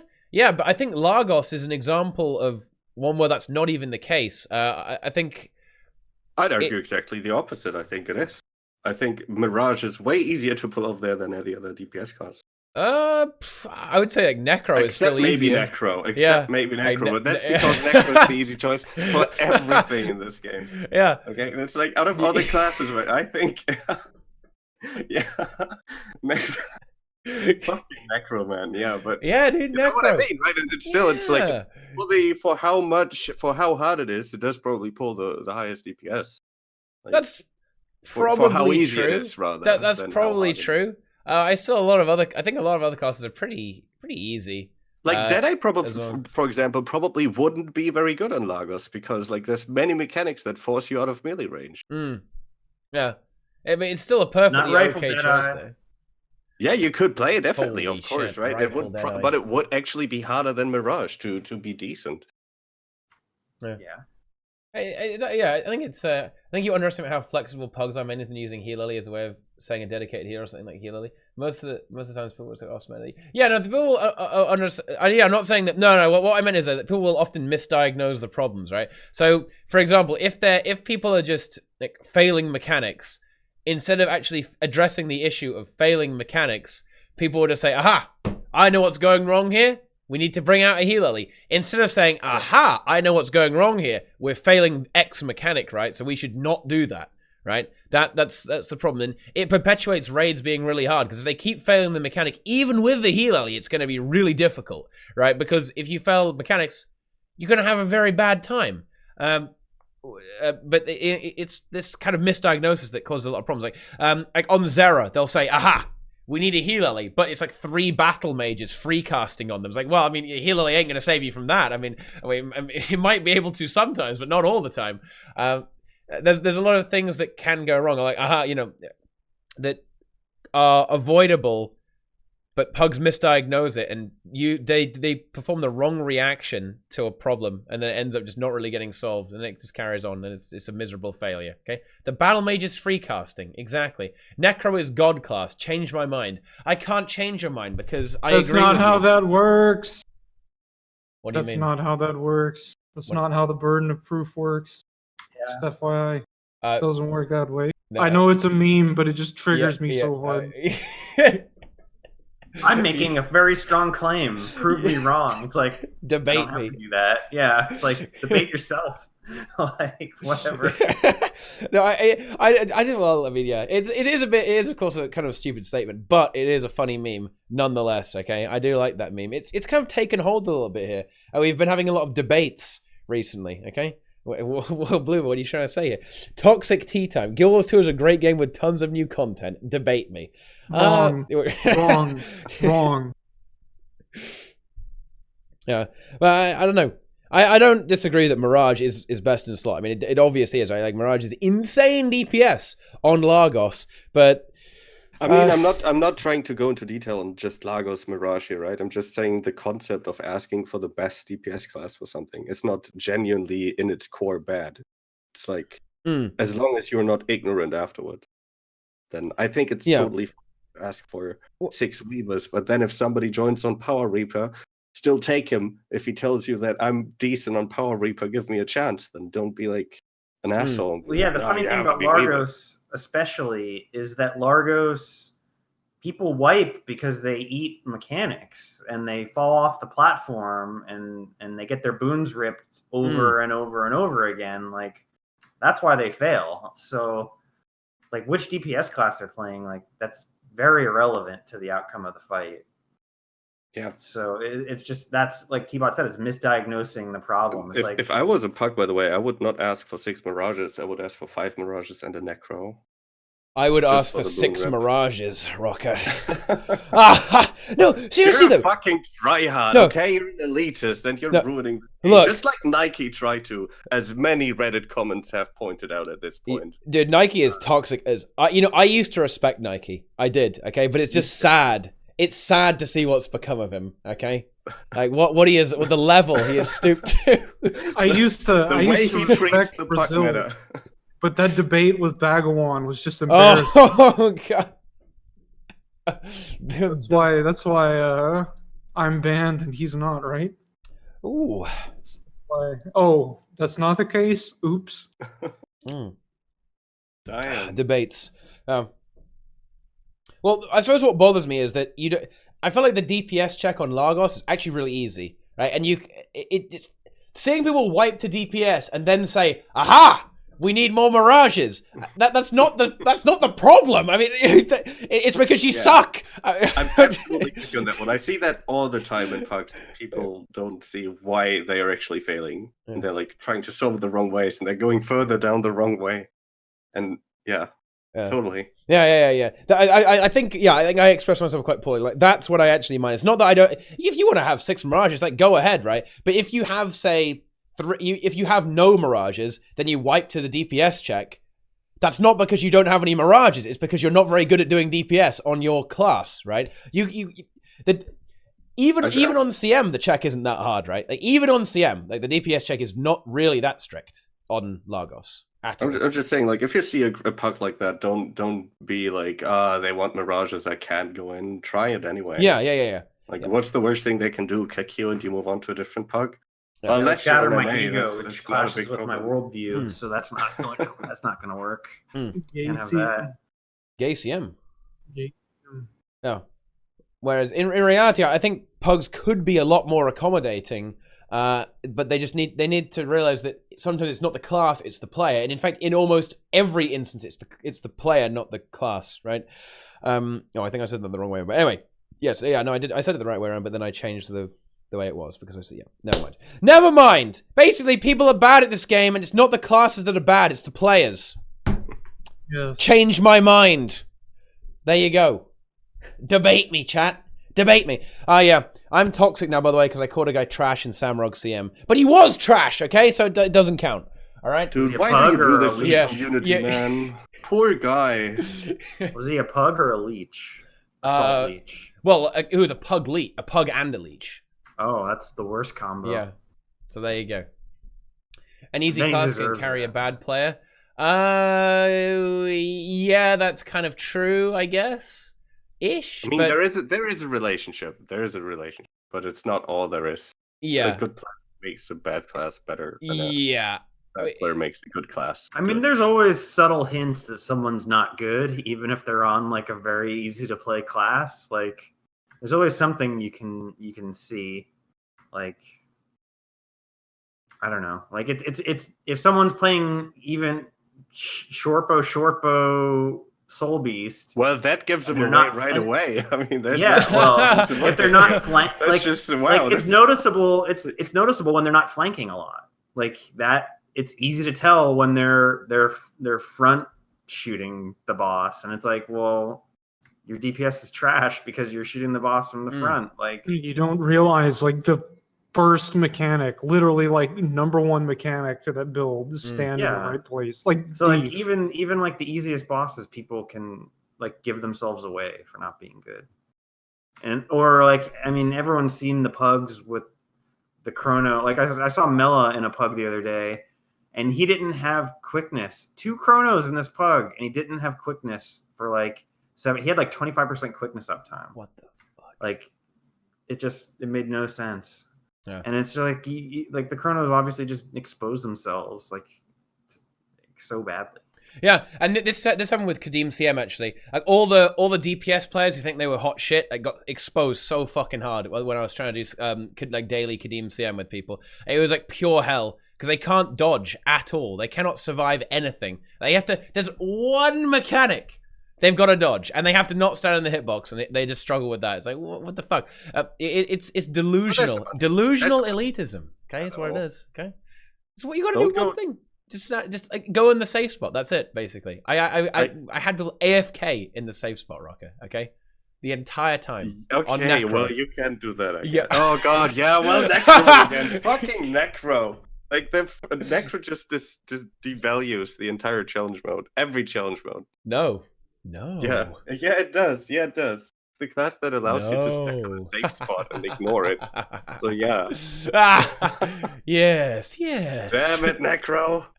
No, Necro. I gotta start maining Necro so they'll nerf it into the ground again. No, don't do that. They've already nerfed it enough. You know, I'm a main Necro player, ArenaNet. It's all I do. I love the class.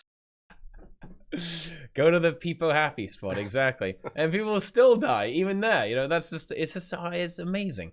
I don't know. I think people play things without fully understanding it. I think that's kind of the point here, right? A lot of players don't read their abilities, and I realize that sounds like a really meme thing to say, but I actually think it's true. I'm pretty sure most of the people most of the pugs, or well, not even the pugs, but most of the players who play Guild Wars 2, they'll look at a build on snowcrows.com, okay, and they'll learn the rotation, but they won't actually know what their abilities do, right? So they'll okay, Mirage is really good on Largos, okay, but they won't know why it's really good on Largos, right? Or like fucking Weaver is really great on Keep Construct. They don't exactly know why it's really good on Keep Construct, stuff like that. Very important step that people skip when learning classes, and that's to like read the traits and understand how it works, rather than to just follow a list of steps. And that is a huge problem. So that's what's annoyed me the most out of people that like leave comments on my build videos. Well, I guess used to, since that channel's gone. Where they would say like, "Where's the written guide?" Like, "Oh my gosh, you talk too long. What are the traits?" Like, people like that are like really problematic because they don't give a shit about why. When you start thinking about why, interestingly enough, your mind starts to work in a way where you start to figure shit out on your own. So, like, ideally, you don't have to watch build videos anymore. I love my YouTube dollars, so I can get rich off of Guild Wars 2. I'm a huge market manipulating elitist, But like my ultimate goal for like making build videos and tutorials and like teaching people, so they don't have to fucking watch them anymore. So like they can see like that I'm doing something different or whatever, explaining shit, and then just go fucking figure it out or figure something else out because they learn to think about it. And then whenever they just want like a copy paste or whatever, they want to fucking go to meta battle and just look at the pictures and then go click the buttons. Like that's just dumb. Jesus. Yeah, guys, read your trades. Understand your build. Don't just play. At least read them. Don't just copy and paste it. Like at least like, holy shit, put your 3rd grade education to work. Just do that one thing. One easy trick to being good at Guild Wars 2. Read your fucking Yeah. Elitists hate One him. easy- This guy figured out the one easy trick to increase your skill level in Guild Wars 2. Yeah. And the thumbnail People has got to be hot like exposed. a hot chick, like looking at the camera, and it has like nothing to do with like What's fursuit. what's No, gonna be it's talked easy, dude. It's easy. You have like a guy who's doing like massive DPS, and there's a bunch of like e-girls around him. Isn't that like the true endgame in Guild Wars 2 anyway, right? It's like collect up all the ERP setup. Yeah. You know? It's like a screenshot of yourself in the middle of 4 female players in the middle of a dungeon. Give me one endgame PvE guild that doesn't have at least one ERPer in the guild. I was gonna say us, but I think junk ERPs. Yeah. Like so. Look, Diaxon. Look at Diaxon. Diaxon ERPs. Okay, we know that shit. Why? Okay. Why? Snow crows, erotic role players. Okay. I'm going through the LN roster right now, thinking who's. Yeah. LN, I probably guess- ERP. German ERP, which Probably, yeah. Yeah. Well, Probably. probably. There you go. I mean, see? some people, they have like girlfriends that they play with. Does that count? Yeah, If they- that counts. Yeah, that counts. Okay, well then, yeah. Unless the girlfriend lives in their house IRL as well, it counts as. For a second, I thought we wouldn't qualify as a speaker guild anymore. So, Whew. There you go. I met my girlfriend in Guild Wars 2, actually. But like the difference between like me and an ERPer is that we actually like meet and fuck, and it's really great. Like I'm not fucking like Derpy Moa, where I just like send girls money and then they block me and stop talking to me, and I can't figure out what's going on. I don't know. Oh well, there you go. There's a difference. There's the drama then. Yeah, you needed some drama. There's the expose. There's the expose. Wow, I don't really know how to follow up on that. Anyway, why are we talking about ERP? Ah, yes, the true endgame of Guild Wars 2. Go ahead. What have we got? Let's just save us, Nike. One more thing. ARP. That's Hold kind on. of. I want to go back to meta battle since it was brought up. Ooh. Oh god. They have an open world section there, and when they first came out with it, I really made fun of it, and I was like, "This is unnecessary.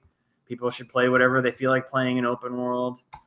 But I've changed my mind, and I think people should actually like use a raid build preferably when you're in open world, because that's just better. But if you're not, please at least use an open world build from meta battle. And whatever you do, don't use Gaius Char Ever's open world builds that he posts on Reddit, because that guy is full retard. And Did you read any of his Reddit posts? yeah, I've read every one of his Reddit posts Oh, that make it like to the front page. Like usually they get downvoted immediately, so hard to see them. But like, that's a good example of someone who lived long enough to become the villain. Like that, they were like the hero of Reddit one time because they were like anti like elitist like meme, and then they just turned into the meme. yeah. It's because he was like PMA anti-elitist, and then he became like really salty anti-elitist. Yeah. And people just don't like that. People want PMA. Yeah, That's why Kitty Marks has a following, as undeserved as it is. Yeah, because she's There is a PMA as following fuck, there. right? Well, that's your putting that pronoun. Who knows? But Wait, like, whoa! I mean, PMA. I'll give it that. Yeah. God damn. God damn. That is an interesting meme. I mean, Kitty Mutts did stream, and I think even then the results were inconclusive, like as to what was going on about there. open world builds, though, what you can say is that open world is a great place to like learn and like get used to your class. Like if you take a raid build and you actually go to the open world for like a couple of events, you're gonna get like a grasp of what the class plays like, right? And I think that's a healthy thing to do. So yeah, going into the open world with an actual build and not just a random assembly of traits, like it might even encourage you to actually read traits, right? So it's a good thing. You should probably do it. I don't mind people running like slightly tanky builds in open mode, especially on really squishy classes. I think it's fine. You don't need crazy. You can one burn the Octovine, and you can have some pretty beefy gear on, right? You can have some Marauder. I don't know, some toughness on that. I think what's important is that people realize what kind of weapons they have. I think people have a tendency to role play a bit too hard with their weapon choices. So you'll see a lot of like pure shortbow thieves, right? They love the idea of being a shortbow thief. Right, or they'll play staff on Ellie, but they only play Condi, right, with no power whatsoever. Like they'll play like pure rabid staff Ellie or something, or they'll play like Engie with no only support kits, like Spanner Engie, right, where you just like beat them with a fucking wrench. That's all you do, right? I mean, yeah. Then you're gonna have a bit of a bad time, right? If you get into the RP too much, you're gonna be kind of useless. Interestingly enough, this was actually one of the a complaint that quite a lot of players from other MMOs have about Guild Wars 2 is that you can't play whatever weapon you want, right, on your class. People want to be able to run any weapon on any class and still be effective, right? And that's kind of interesting, right? But yeah, there's something to be said for that. Like, I want to play Mace Pistol Thief. Change my mind. Wait till the next one, dude. Next elite spec is going to be Mace. Yeah. I'm pretty sure. Yeah, Mace or Axe. Yeah. It would make sense on Thief, actually. No, right? I think so. Soldier stats are the best, most balanced stats. Changed my mind. I mean, I don't know about that one, dude. I agree with that. They're just once upon effective. a time they were. Yeah, once upon a time they probably were. I would say Marauders is probably the most balanced stats now, or Marauders Destroyer mix. Like if you had to have like a balance, Destroyer is like Berserker with toughness. Okay. Whereas Marauders is Berserker with vitality. Okay. Like if you were like trying to be Mr. All-Arounder guy, like that would be Mr. Renaissance. Yeah. The Renaissance Warrior. Destroyers, Marauders mix, max DPS, open world roaming montage. It has to be Raw Celestial. That's truly balanced. No. Oh my god. Yeah. It's the opposite. They're pissed off that skills are tied to weapons and hate the weapon swap. Really? I don't know. I kind of like weapon swap. Yeah. That sounds pretty. You know, weapon swapping's good, but I see what they're getting at with the skills being tied to weapons. Like, yeah, I mean, if you want, I don't know how to resolve it though, because it's like. It's kind of the game, right? You can't change. I think weapon swapping is so good. You can like the look of an axe, but if it's not good, like if the axe skills aren't good or the axe attacks aren't good, like what are you supposed to do? Like that's not a Guild Wars 2 problem. That's like every game. Yeah. Like if you want to play like, unless the games are so generic where it literally doesn't matter what the skin is. Like a sword is an axe is a hammer in other games. I don't know. That would be crazy. Skyrim. Yeah, I mean, I just kind of like the idea that the skills are tied to the weapons, to be honest with you. So I guess it's just a taste thing at the end of the day on that point. I like it. I like the fact that, you have different skills when you'll use your magical powers differently when you have a different weapon. But you don't understand. I made the Juggernaut or Colossus or whatever the legendary hammer is, and I want to play that on my build in every game mode. And you don't understand that that's what I want to do. And I want it to be good. I want it to be like, all right, I don't want it to be meta, but I want it to be like almost meta. Ooh. And I need that in every game mode for that. That's what they want. Like that they're fine with it not being like absolute meta, but like, okay, meta DPS is like 35k. They want their hammer shit build to be like 33k. They'll be happy with that. But like, yeah, I suppose so. And I believe this frustration of yours with regards to open world builds in general has come from failing to one burn an Octovine. Is that accurate? Yeah. And or more check Garrett more, because it's like I'll be playing like Weaver at Shaq Garrett, and I'll have like 30k DPS, and then the next nearest person's got like 12k, and then there's just like infinity people at like 4k, and I just don't understand why they can't like double that 4k to 8k and then we'd one burn it. Like, just seems like something they should look into. It takes some people 2 weeks to learn how to play a new class. Yeah, 2 entire weeks. A long time. Oh wow, look at this. Perry exposed. Screenshot that one, guys. Look at this. Wow. Yeah. Look at this. Perry, I fucking hate casuals. Wow. Oh, this is Snowcrow's exposed, okay? This is Snowcrow's leader, by the way, guys, okay? Right? Look at this. Exposed. Debunked yet again, right? You only auto attack tangled tabs meta. That's how I got my Chuck egg. So yeah, pretty much. Like you can just leech, right? I don't think no amount of build making or even the open world builds will actually save you in open world. Okay. Yeah, because and that comes to another thing, that one of those rants that I quoted, where the guy was like, "I don't care about resources for the game that are outside the game." Like he said that he doesn't want to go to the wiki to find out things about the game. Yeah. He doesn't want to go to YouTube. He doesn't want to go to Reddit. And he doesn't want to go to the forums. He wants the resources to learn about shit in the game. And interestingly enough, the way that those resources learned about the game was that they fucking played the game. True. But I think there's like definite people that like will not go to meta battle just because they just want to stumble. I don't even know how they expect to get good builds, but they just refuse to go to outside the game resources. Yeah, I don't think you need to. I don't think it's strictly necessary. If you just read your abilities, you'll be able to figure something out, right? You know? I mean, week 1 of the game, I knew that Berserker gear was the best gear in the game. Like, it wasn't that hard to figure out. Like, I didn't. I was terrible. I was like, is there a gear that will let me do more damage than this? No. Okay, then that's what I'm going to get. Like, that's the best gear. Like, I don't know. Like,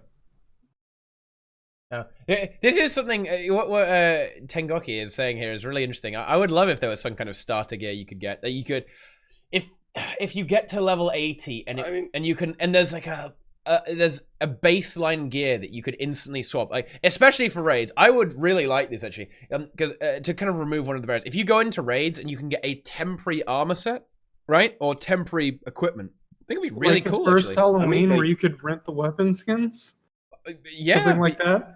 But you can rent the exactly like that. But you can rent your entire gear, and that would be a really interesting idea. Pretty sick. Yeah, renting gear. That'd be that'd be interesting. Yeah, that'd be really interesting. So to help new players get into raids, right? Like you come in here with your like open world shitter build, okay, and you'll go to the aerodrome and it'll say, "Hey, looks like your DPS is trash. Why don't we give you this good stuff?" And then you get the good stuff. Yeah. To answer Terrace's question, I wouldn't delete the noob trap gear combos, but I would definitely change the gear that comes in the 80 level up boost box from soldiers to something good. Like, it would have to be so expensive though. Oh, sorry, they can't do that. It can be sold, but it's sold out already. It's not like you can sell it. It should be a choice, I think, because realistically, let's be honest. Like they're giving themselves a buffer because they need people to start playing the game and to spend money on the game. And soldiers is really safe. Like, you'll kill things eventually. It'll take you a little bit less time to die, and so they don't want people like. For me, like if I could put on Berserker's armor and just go fucking like in the Silver Waste, just run over like all of the mobs with Berserker's armor, that would sell me. Not everyone is like that, I guess. For some reason, they're all wrong. I do agree. For an actual new player, I think Soldier is like a decent choice. Like I don't think it's correct to just give soldiers. I think it's correct to give a choice of a couple of things. Oh yeah, like that is actually like especially like stats that you could like. Well, you should get like 3 boxes, and one's like offense, defense, and support, or something. Yeah, like but I wonder if that's even feasible for them to do. I wonder if they even can really, like, if the system allows for that easily. Well, the box could There you just go. have like a choice that you pick one of the three when you hit the level 80 boost. But Well, it's like It doesn't like the way that the raid and the fractal boxes are named, like malicious or like assaulters or whatever, which they could be like not necessarily as roleplay as that, but they could have like offensive, supportive, defensive box of gear, and then you could be like, oh, okay, and then like look at like one or two stat sets, be like, yeah, this is cool, this makes sense, I want to try this. Maybe just fucking use all of them. Maybe you don't even have to get a choice. The problem is if you make them like have gear select where you have to like double click to pick the stat, then there'll be people running around with no stats because they equip the gear without selecting stats. Yeah. See, that'll that happen. was so. As someone who has had some level of insight into things like that, which I suspect you are also someone who has had some level of insight into that is in fact the case, because you will see people, if you have some level of insight, that are standing around and they have legendary weapons with no stats and like Sigil of Rage. And you'll see people that have like the selectable backpack stuffs with no stats selected, people that have like runes that don't match, or 5 superior runes with 1 major rune that are the same name, which it was obviously like intentional. Like weird shit. You'll see people with like 40% of the correct build or armor, like stuff. It just, when you realize, You'll like, see people with like the right weapons and armor, and even have in +5, +9 infusions, but then like exotic trinkets with 1 trinket missing. And it's like you try-harded so much that you put power infusions in your armor, but you're missing a trinket. It's happened to me so many times though that for some Yeah. reason some random trinket just reset or something, and I forgot to like. That yeah. And I noticed it like 2 weeks That later. can And I'm happen. like, oh Yeah. my god, now I know. I've been so low DPS all this time.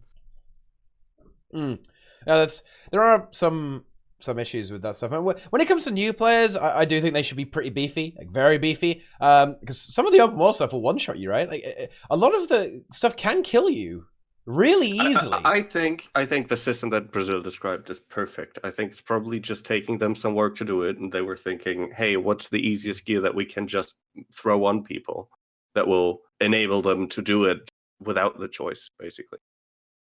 And that's what they probably went with. And I think it kind of works. Like, it's a bit of a meme when you're an experienced player and you go in on like a completely weird ranger build with weird traits and soldier gear, but for a beginner, I think it makes sense.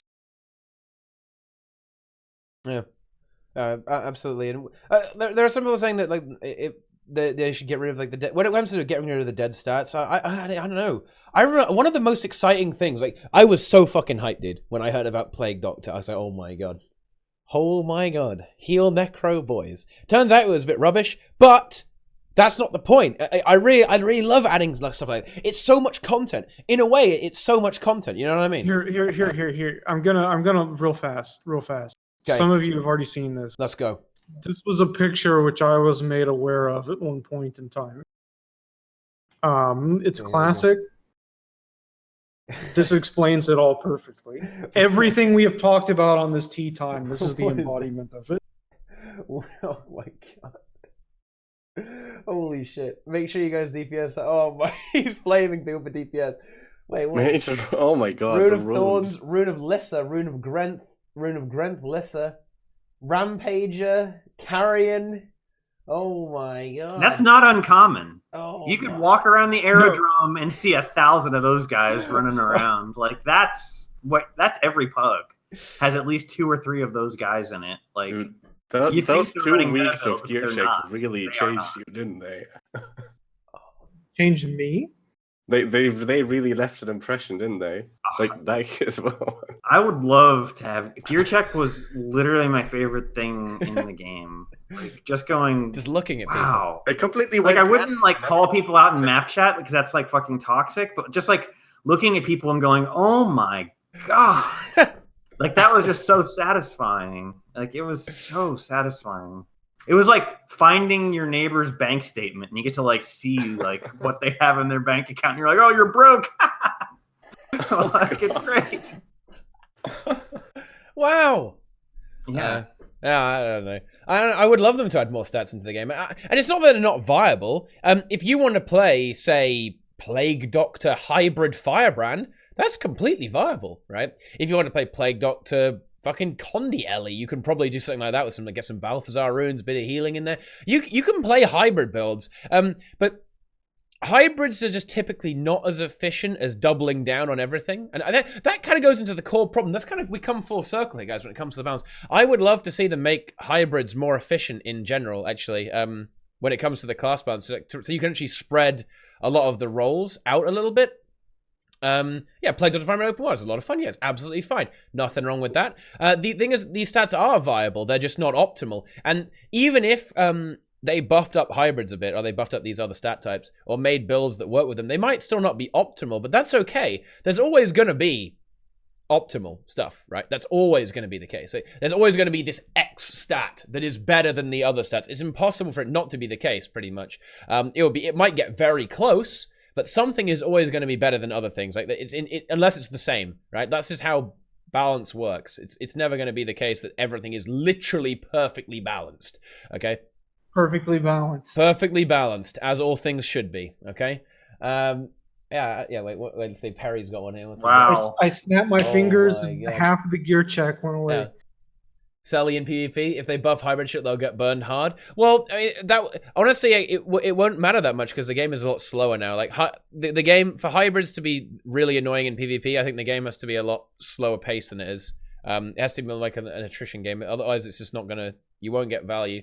Like Weaver is kind of like that, right? But the game is too fast for Weaver, really. Like Weaver is too slow in PvP, I think. But I don't know. Like, I don't think that would be a bad thing to slow the game down and make hybrids better. But I'm talking specifically about PvE, really, yeah, and World vs. War, I suppose. I just love hybrids, man. Give me some hybrids. Pog. It's like saying you're getting low FPS on this computer. You should buy one that has 60. If you're bad, you're still bad at 60 FPS. Wait, if you're good, you'll still manage at low FPS as well. Wait, what? I don't even know what that means, but that makes a lot of. I'm sure that makes sense in some way. Okay, what would everybody run if they somehow deleted Berserker from the game? Marauder, I guess. Vipers. Oh yeah, of course. Yeah, they just go full Condi. Yeah, but yeah. Full Condi. Well, Grievous isn't too bad. Like, did you know that like the second fastest, or was it third fastest Turayasa kill my competition was done on the Grievous Ellie? Yeah. So I'm really sad about that, by the way, because I really fucking wanted to win with downstate Necro, but Turayasa dodges too much to be able to sustain off of him. So I just rage quit. I just if he didn't evade, it would have been so doable, but he just constantly evades. Feels bad, man. It was like, I think it was like almost 300k health in downstate. With like infinite lifesteal, like off of like Surreal, if I didn't like make an attempt, like first of all, like I had to make an effort just to go down, and then if I like tried too much, I would just res like off of the lifesteal and like not dying. But Turayasa evades, couldn't do it. Yeah. But I actually tried it once or twice myself, the downstate necro thing. But I didn't like put a lot of effort. Yeah, it works on normal really well. Like it's completely free on normal, which is hilarious, by the way. That is, oh my god, that is it's so great because like the fear is enough to break the bar, right? So like once you've broken him once you survive the first phase, it's literally impossible to lose on Necro to Turayasa on normal mode.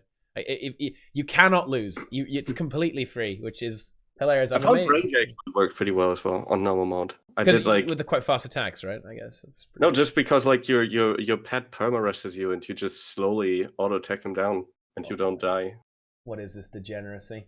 Why is this meme infecting the Guild Wars? Yeah, why is this degenerate meme spread into the Guild Wars 2 community now? Ritlet, look at the crown. It's where you. I mean, it's everything the Guild Wars 2 community wants. Ritlet? What the hell is this? Furries, the Bowsette weebs, meme. Furries and weebs, and weird homosexuality, like all into like one meme. That's what exactly is what this? they want. What's this Are you- picture? The Are you not meme is aware that of the Bowsette thing that's going on? No. the meme is like a Oh, female boy. version being drawn of Bowser, and then people like took it on and they drew female versions of other monsters. There's actually female versions of Gorzaval out there, female versions of Demas. Yeah, and People Doom sent as well. them to me, and I've Yeah, seen so them. like I it all need to started. find these. Yeah, I it need all to- started because like there was like this thing where if you put Peach's crown on other people, they turned into like Peach versions of Peach that were like that. So like Yeah. you put Peach's crown on Bowser, and suddenly it's like this evil hot chick with a tail that people are getting off on. Yeah. Yeah, A It's whole really, generation really of weird. hog squeezing is going on. I there. have So, some of you might be able to tell, my background is a little bit different. I just recently moved. There have been some things that have kept me from playing Guild Wars 2 for a while, namely that there's not any fucking content and that the game is annoying sometimes. But yeah, so I just moved to a new city, got a new job. It's pretty cool. And the first experience that I had is at the hotel across the street from me. There was a furry convention that was a week long for the first week that I got here. So I couldn't fucking look out my window or walk outside to go get drunk at the bar next door or do anything without seeing fucking like fursuits and anime cosplay Ah, every people walking like 4 people all holding hands together, like jaywalking through intersection with like tails oh, and what like the fuck? masks on. Like holy shit, holy fuck! I almost like moved back to Dallas. Like it was just Jesus Christ. I was at an event last year that's called Japan Day in Germany. There was a community meetup there that I visited, and people. There were so many people who like. There were first of all there was like the whole fraction of people who took Japan Day like the traditional way, like a lot of like kimonos, traditional Japanese outfits, and then there were the whole weeb side of things. That just like there were so many very big people in like One Piece cosplays or something. I'll Like, add with the katana wearing like. I'll add the I guess like also like if you're a furry, like I don't give a shit. Be a furry. It's just something that like I make an effort to understand lots of things. And I've made an effort to understand the furry thing, but I just don't fucking get it. And it's just like really strange to me. And yeah. like, How did you because you're at first you're like, oh, these are just people that are like sexually attracted to animals, but this is the best they can do. But it's not that. It's these are people that are attracted to people wearing fursuits. Like it's not even there's nothing animal like there's nothing about it about animals. It's like they just want people with weird suits. Like I would like you to elaborate on what you did to try and understand. I just thought about it. So no. I like to talk with people and like try to understand their perspectives on things. Just like I don't know. I make an effort to be a decent individual, even though if you have experience with me, particularly on TeaTime, literally saying that there are some people who are a waste of my keyboard key press lifetime. Like you might not necessarily think that's the case, but like I don't know. There are a lot of things that like I'd like to figure out why. And like I've talked with people who would I guess identify as a furry or whatever, and I just don't get it. I don't get the whole like there's just plenty of aspects of it that I don't get, and like I don't know. I don't get it. It is just kind of strange to me. I don't get it. If I'm happy for people to want to do that. I'm happy for people to be bad at Guild Wars 2 and be okay with that. That's cool with me. I love the casuals. Only Roca hates the casuals. Even Nike doesn't hate the casual. The casuals, dude. Wow. Wow. If I hit 250 subs before Gamescom, I'm gonna print it on a T-shirt and give it away, guys. Whoa. There we go. Wow. There you go, Easy guys. sellout. Time to get that sub. Get those subs going, guys. I Subscribe. can't wear that in public, but I wouldn't mind having it. Yeah. Fuck the casuals. No. No, we must Gotta make encourage the merch, casuals. nice. We've got to take care of the casuals, guys. We need toxic delusional elitists merch, dude, with shirts like this. You need a shirt that says fuck going this way, and the C drops down into casuals. Holy shit, dude. Perfect. That's actually a pretty good idea. That's actually. And then pretty put a snow crows like in space over the intersection. Just as a little red herring. I'm going to expose Frosty right now, dude. Okay, okay. So Frosty used to be a PMA happy PvP player. Okay, and he joined the PvE scene. Okay, and within weeks of joining, he now flames people who don't distort. Okay, he gets mad if there's no boons. He's one of us now. If a Doom CM killer is going badly and his DPS isn't going well, he'll just say, "Don't res me, just let me die." It's like a PvE person going PvP and at some point saying, "Why is my team not capping the other points while I'm fighting 1v2?"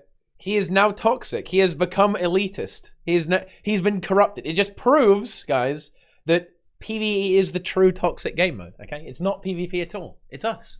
We are the toxic ones. Yeah, you got to be careful with sub goals, Roca, because now people are gonna actually like. Dude, I've carefully selected this sub goal. This is nothing to me after what I've done in the past. That's true, actually. Yeah, I mean, everything is fine at this point. Yeah, are you gonna make another sub goal like the previous one, like slutty samurai cosplay? Why buy the costume just for one day? Like, why not get out of it? Wait, did you ever actually do that? You did, yeah. Maybe. Look, there's the emote. There it is. Wait, what? Did you actually dress up as a slutty samurai? He did. I tried. Mother of Didn't fuck. work out quite as well, but I mean. Is that real or is it just a Photoshop? Oh, it's real. It's real. That So, may like, or may Druid? not be real. Just like Deroira, yeah. It's I not hate my that proudest moment, okay? But at least I stuck to my word. Doroyo's very attractive. Yeah. I would have Much fucked like Doroyo. you, Yeah. Unironically. Wait, Literally, wait. unironically. Let's If Doroyer dressed up like that and was like, let's go meet up at Gamescom and fuck, I'd like. You need to have Doroyer finish did that well. sentence. I'm Doroyer, done. he won big. Oh, look, here he is. Well, there you go. That's that sorted, I guess. Then, so Deroyer, There might at some point, Always got maybe options. someday, there will be a Deroyer and Roxa meetup. Oh, Collaboration. wait, you got to be careful. Maybe. Deroyer Roxa collab. Oh man. Maybe. Who's going to be the meat in that sandwich?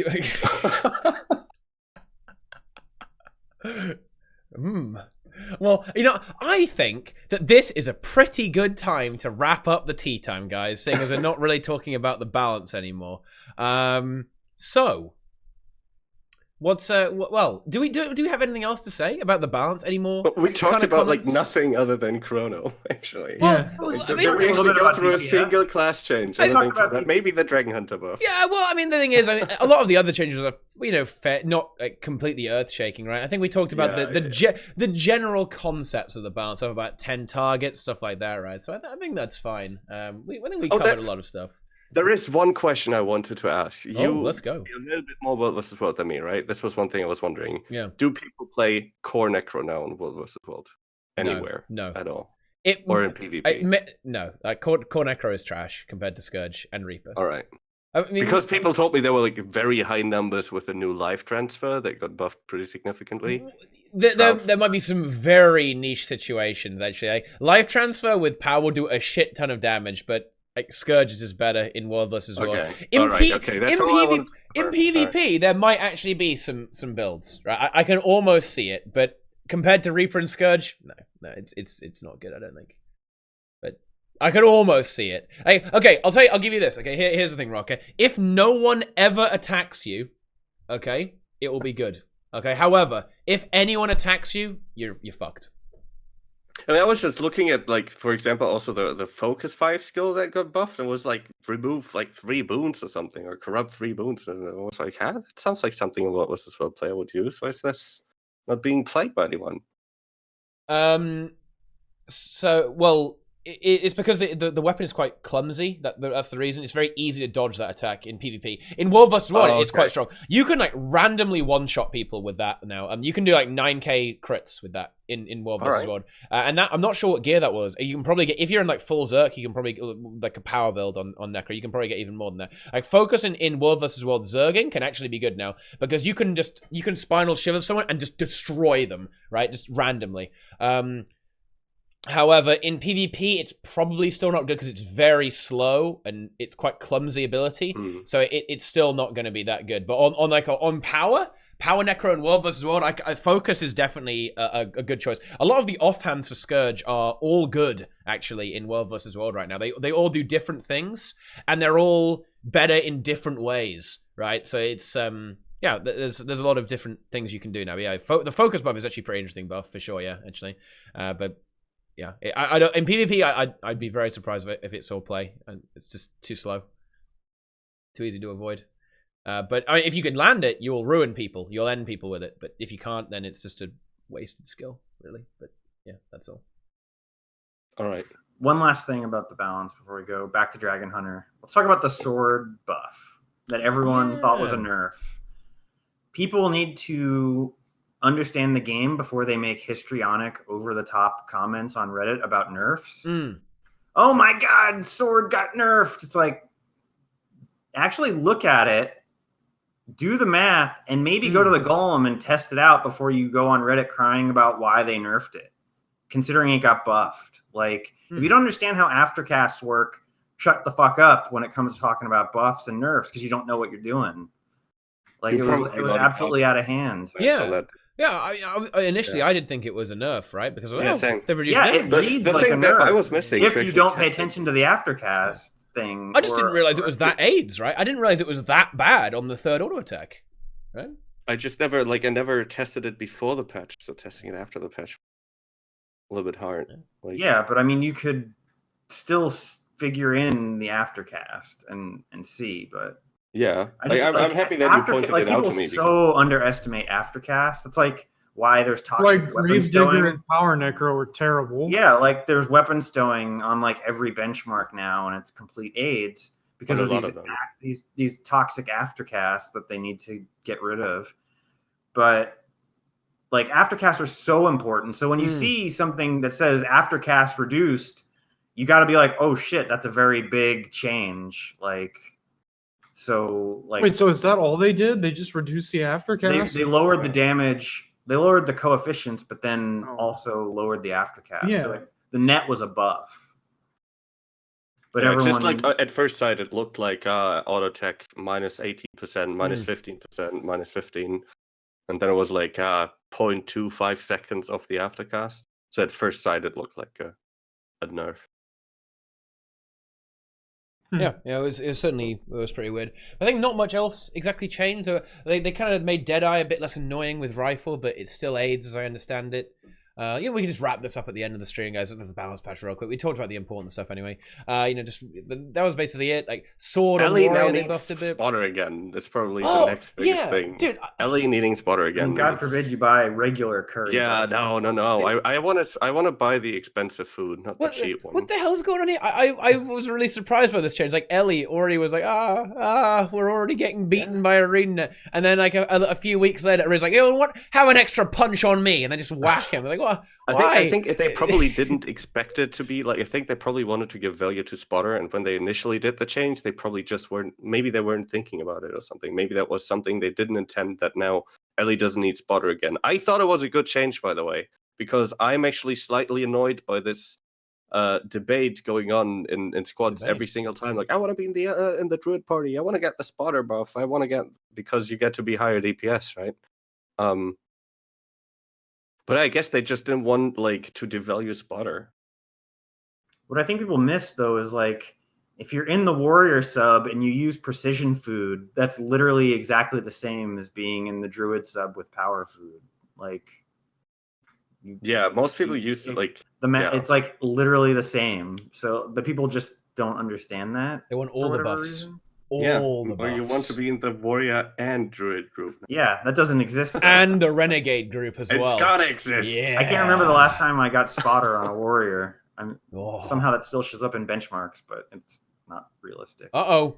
Well, that's just because like changing the buffs for every single class to be perfectly realistic would just be confusing to the majority of players. Yeah.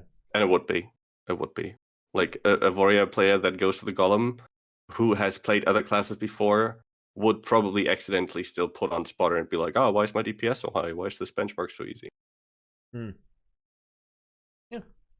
I suppose it's good to have some kind of standard. When it comes to benchmarks, it's not strictly necessary to like have purely realistic buffs. As long as everyone uses the same standard, it's fine, right?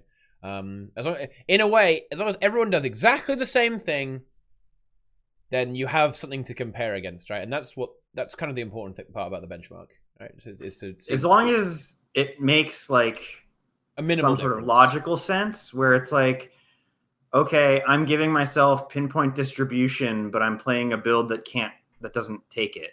Like, in that case, you're just getting it for free, and it makes no sense to have. You know what I mean? Like, yeah, no, I see what you mean. Yeah, I think in general it's pretty good as it is right now. Condi Druid that is using the bleeding trait, but also is taking spotter on the benchmark. Like it doesn't work like that. Like that won't happen in real life. So you should probably not have that. Just from a logical standpoint. Well, it used to be the case that you'd still have the Druids. Well, I do think that it's unlikely that you'll end up doing like specific buffs for specific classes and benchmarks, because then it gets a little bit complicated, right? Yeah. And it's maybe a little too much to expect people to be using exact spec, because otherwise they'll get confused, right? And they go, what do I do? Exactly. What's going on? I don't understand. Why is my DPS so low? And I think that's just something that is.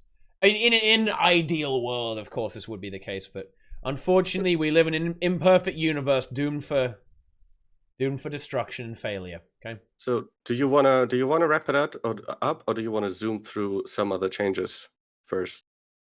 Well, because there's still like a few things, small things that like I guess we could. Wait, if you want to cut, let's go, Roca. What have you got for us? What catches your eye in the balance changes? Well, the first thing that caught my eye was Elementalist, because it's right up there, right? And they actually did a change, giving Warhorn 4, making that a 10 people might change, and they also changed auras, the aura actors slightly again. So it feels to me like they're maybe going the direction a little bit of making support Tempest even a boon sharing spec, like making it share might as well, giving it that capability, because like Warhorn 4 is a significant might. Yeah. So like, I think support Ellie is one of those builds that just needs a little bit more. I expect things in the main balance patch, which will be coming like at the end of October, right after the PvP season ends. Sometime. So I think that's one to watch out for. Yeah, prepare for that, because it just needs a little bit more. And it looks like they're going in a direction that I approve of greatly, which is the fresh air direction, right? They want to make the Warhorn build good.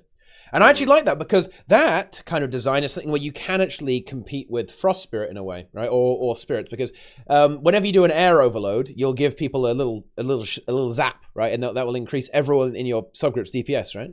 And of course, you have your auras, which are a unique little thing you can create. And to do that, you still have a lot of healing as well. But you can also do damage at the same time when you're playing this this heal DPS hybrid, but like the old Zealot days, right? That was a really fun build. Yeah. Auramancer or whatever. Yeah. I think that will be a really cool build to see reemerge. And if it can heal, do 25 might and fury at the same time, that suddenly you've got a pretty interesting spec, and it does a little bit of buffing as well. It's a bit like Druid in a way there, yeah. And it would be much more engaging than current heal Ellie. Current heal Ellie just nothing but like spam water autos. Yeah, basically. So the staff heal Ellie is very uninteractive. It's not much fun to play. You just splash people and you res them instantly when they die, right? And that's kind of a... This is seeing like some interesting. I mean, I'm personally still not too happy with the aura changes. I still think that it's like you end up only having like one or two, maybe depending on your weapons, right? Like you always like kind of have to make the choice, and many of them aren't actually meaningful either, or they don't really feel very meaningful. I'm not too happy with those yet, but they're going more towards that direction. I think that's interesting. I do. I really like that. I enjoyed playing that build, and I hope they bring it back and they can They can. One other thing they did on the bonus push that I thought was kind of interesting is they changed some traits in a way to interact with finishes, and that's not something we see a lot of necessarily. There have been some of those in the game before, but now it's things like world finishes. No. As a guardian now, if you use a certain trait, if you finish a light field, it heals you. Stuff like this. If you put any combo finisher through a light field, always kind of found that like they could do more with combo stuff as well. So I thought that was kind of interesting. It's certainly an underutilized mechanic in the game. Like combos are they're a bit dusty, right? They're a bit left out to dry, I suppose. Yeah, making them like interesting. Like a long time ago, like 2 or 3 years ago, I think there was like a post that suggested data mined new sigils, etc., that would interact with certain finishes. That, for example, I think there was one that said the 6th effect of a rune would be that it would turn your world finishes into like a tornado stuff or something that dealt damage. So using certain finishes would be encouraged by a rune, etc. I think that's kind of an interesting idea to make that stuff interesting, right? So yeah, no, I think it absolutely is. Having more interactions with that would be good, but they'd have to. I think they need to rework the system. To be honest with you, they need to rework how combos work because there's so much spam of these fields. I think all they need to do is actually make like your fields get preferred over other fields. I think they need to do like a priority system where your own field would be prioritized over other fields. Yeah, I guess. Condy Reaper thing. Yeah, the Condy Reaper would be good, right?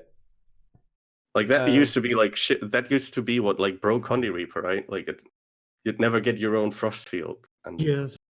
Yeah, that was very, very annoying. But I think there's some situations where that wouldn't be desirable though. Like, what if you're like a hammer guard, right? And this is a bad example, right? But it's the most obvious. If you're a hammer guard, your auto attack just puts down light fields. What if you don't want to blast a light field? I mean, then you're in a bit of a then you don't situation. play hammer auto attacks. I guess for that, well. There can be weird situations, right? Where you might put a that's combo like field that's down like I can't think of anything else. I can't think of anything else right now. Give me another example of where your combo fields would actually mess you up. I guess Necro, if you put down dark fields with wells, but you actually want an ice field or something like that for some reason. I guess. But then wouldn't you place your ice field after that? Guardian light fields are just consistently bad for everybody. Like I know from playing Condi Warrior. Seeing those awesome cleansing finishers are really nice. Like it just makes me so happy that we don't have Ellie's instead, where I'd have burning stacks. It's juicy. Yeah. Most of the time, I guess it's pretty. Used to be with cliff spam. Used to have the same issue. Yeah. Sorry for interrupting you. No, I think Roca's right here. It would certainly make it a lot better in most situations. There's very few situations that you get memed by that actually, so yeah, I guess you'd be better off with that, and that would be a good change, I think, to make combos a bit more relevant again. Anything that would give you control over what combo you would activate would just be a better change because of how many spams, how many fields that just get spammed constantly out now, and that would be good. And having runes and sigils interact would be really awesome. Like, yeah. That would be more really interactions with like finishes and something like game design wise. I think that would be like super interesting. That could, in theory, be like very cool in the future. Yeah, they went further down that road. Absolutely. Even if they said they wouldn't after the Reaper fiasco. They did the same thing on Ranger, but like in a really bad way, like in a really weird way. They removed the speed of your attacks on longbow on the longbow trait. And instead, it now gives you swiftness when you do a projectile combo finisher. Wow. Why? It's like the one good thing about the trait that you take away. You know what? Every world finisher spawns Doom CM. That'll be good. That is a weird change. I don't know why they did that as well. It wasn't even like a broken OP trait. They just randomly did it. Yeah. Like people didn't even use that trait before, but that was like the one thing that kind of made it worthwhile using when you had to use it for Solus Horror. Yeah, it's good. And people in my chat, when I said this is a dumb change, people in my chat went like, "Oh, but the Romas." I was like, "What do the Romas benefit from this? How do the Romas benefit from this?" Everyone's already that gives you swiftness. Yeah, everyone was already really fast anyway. By the way, 4 seconds of swiftness. Just a weird change. Just a very weird change. But yeah, I don't know. All right, those were all the interesting things, I guess. Yeah, a lot of it was still just a bit thinking number about. tweaking and just pretty basic stuff. Yeah. I think that, guys, will wrap up the tea time for today. It's been an epic one. We've talked about Mesmer and had epic debates over heal Renegade and 10-man buffs and stuff like that. Talked about furries. It's really, one burning the Octovine, how much we hate casuals. We really have had a lot of value out of today's tea time. And yeah, Balance Fetches our content. It's really good content as well, actually. I've had a lot of fun playing recently. It's fresh. Now, give us some more runes, more gear types, and more sigils so I can create the ultimate heal necro build. Anyway, it is time for us to wrap up here. And of course, what does this mean? It means it is time to shill. Okay, it's time to shill really hard. Let's see. The returning champion, okay? The winner of the Bagawan debate. It is Brazil, aka Ghostly Infusion. When can we expect the latest meta-destroying video? I don't know. Subscribe to find out. I like that. That is pretty smart, actually. That's Hit the little bell thing that gives you the alert too. And smash that like button. Press that bell and. Okay, Blacktimus Prime. This man is Brazil. You've said that like 9 times. What does that mean? I'm still in shock. He looks like his life is good. Well, fucking subscribe to my YouTube channel and find out. Yeah. There we go. All right, there we go. And then let's see. Let's go around clockwise. That's the way we're gonna do this. Above Brazil, okay. Also from DNT, okay. Also elitist, okay. It is Nike, the Octovine Master. Most toxic player, banned from Reddit. Yep. Where can we find you? Where are you not censored?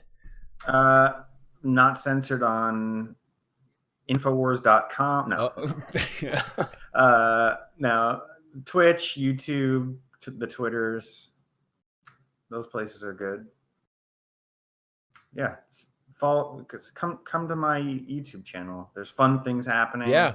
All the Your time. YouTube is fire right now. Yeah, it it's is. good. It's been fun lately. You guys have got to check out these anti-raid rants, guys. You're doing the voices as well. Like, you're going full roleplay on that. I respect that a lot. That's good. You gotta. People are. What's funny about that is people were like, "These are low effort," and I'm like, "Are you joking? These are the highest effort videos I've ever made on my YouTube channel." One guy was like, "I liked when you actually put effort into your videos," and I'm like, "What are you talking about? I tried harder on this video than I did anything ever."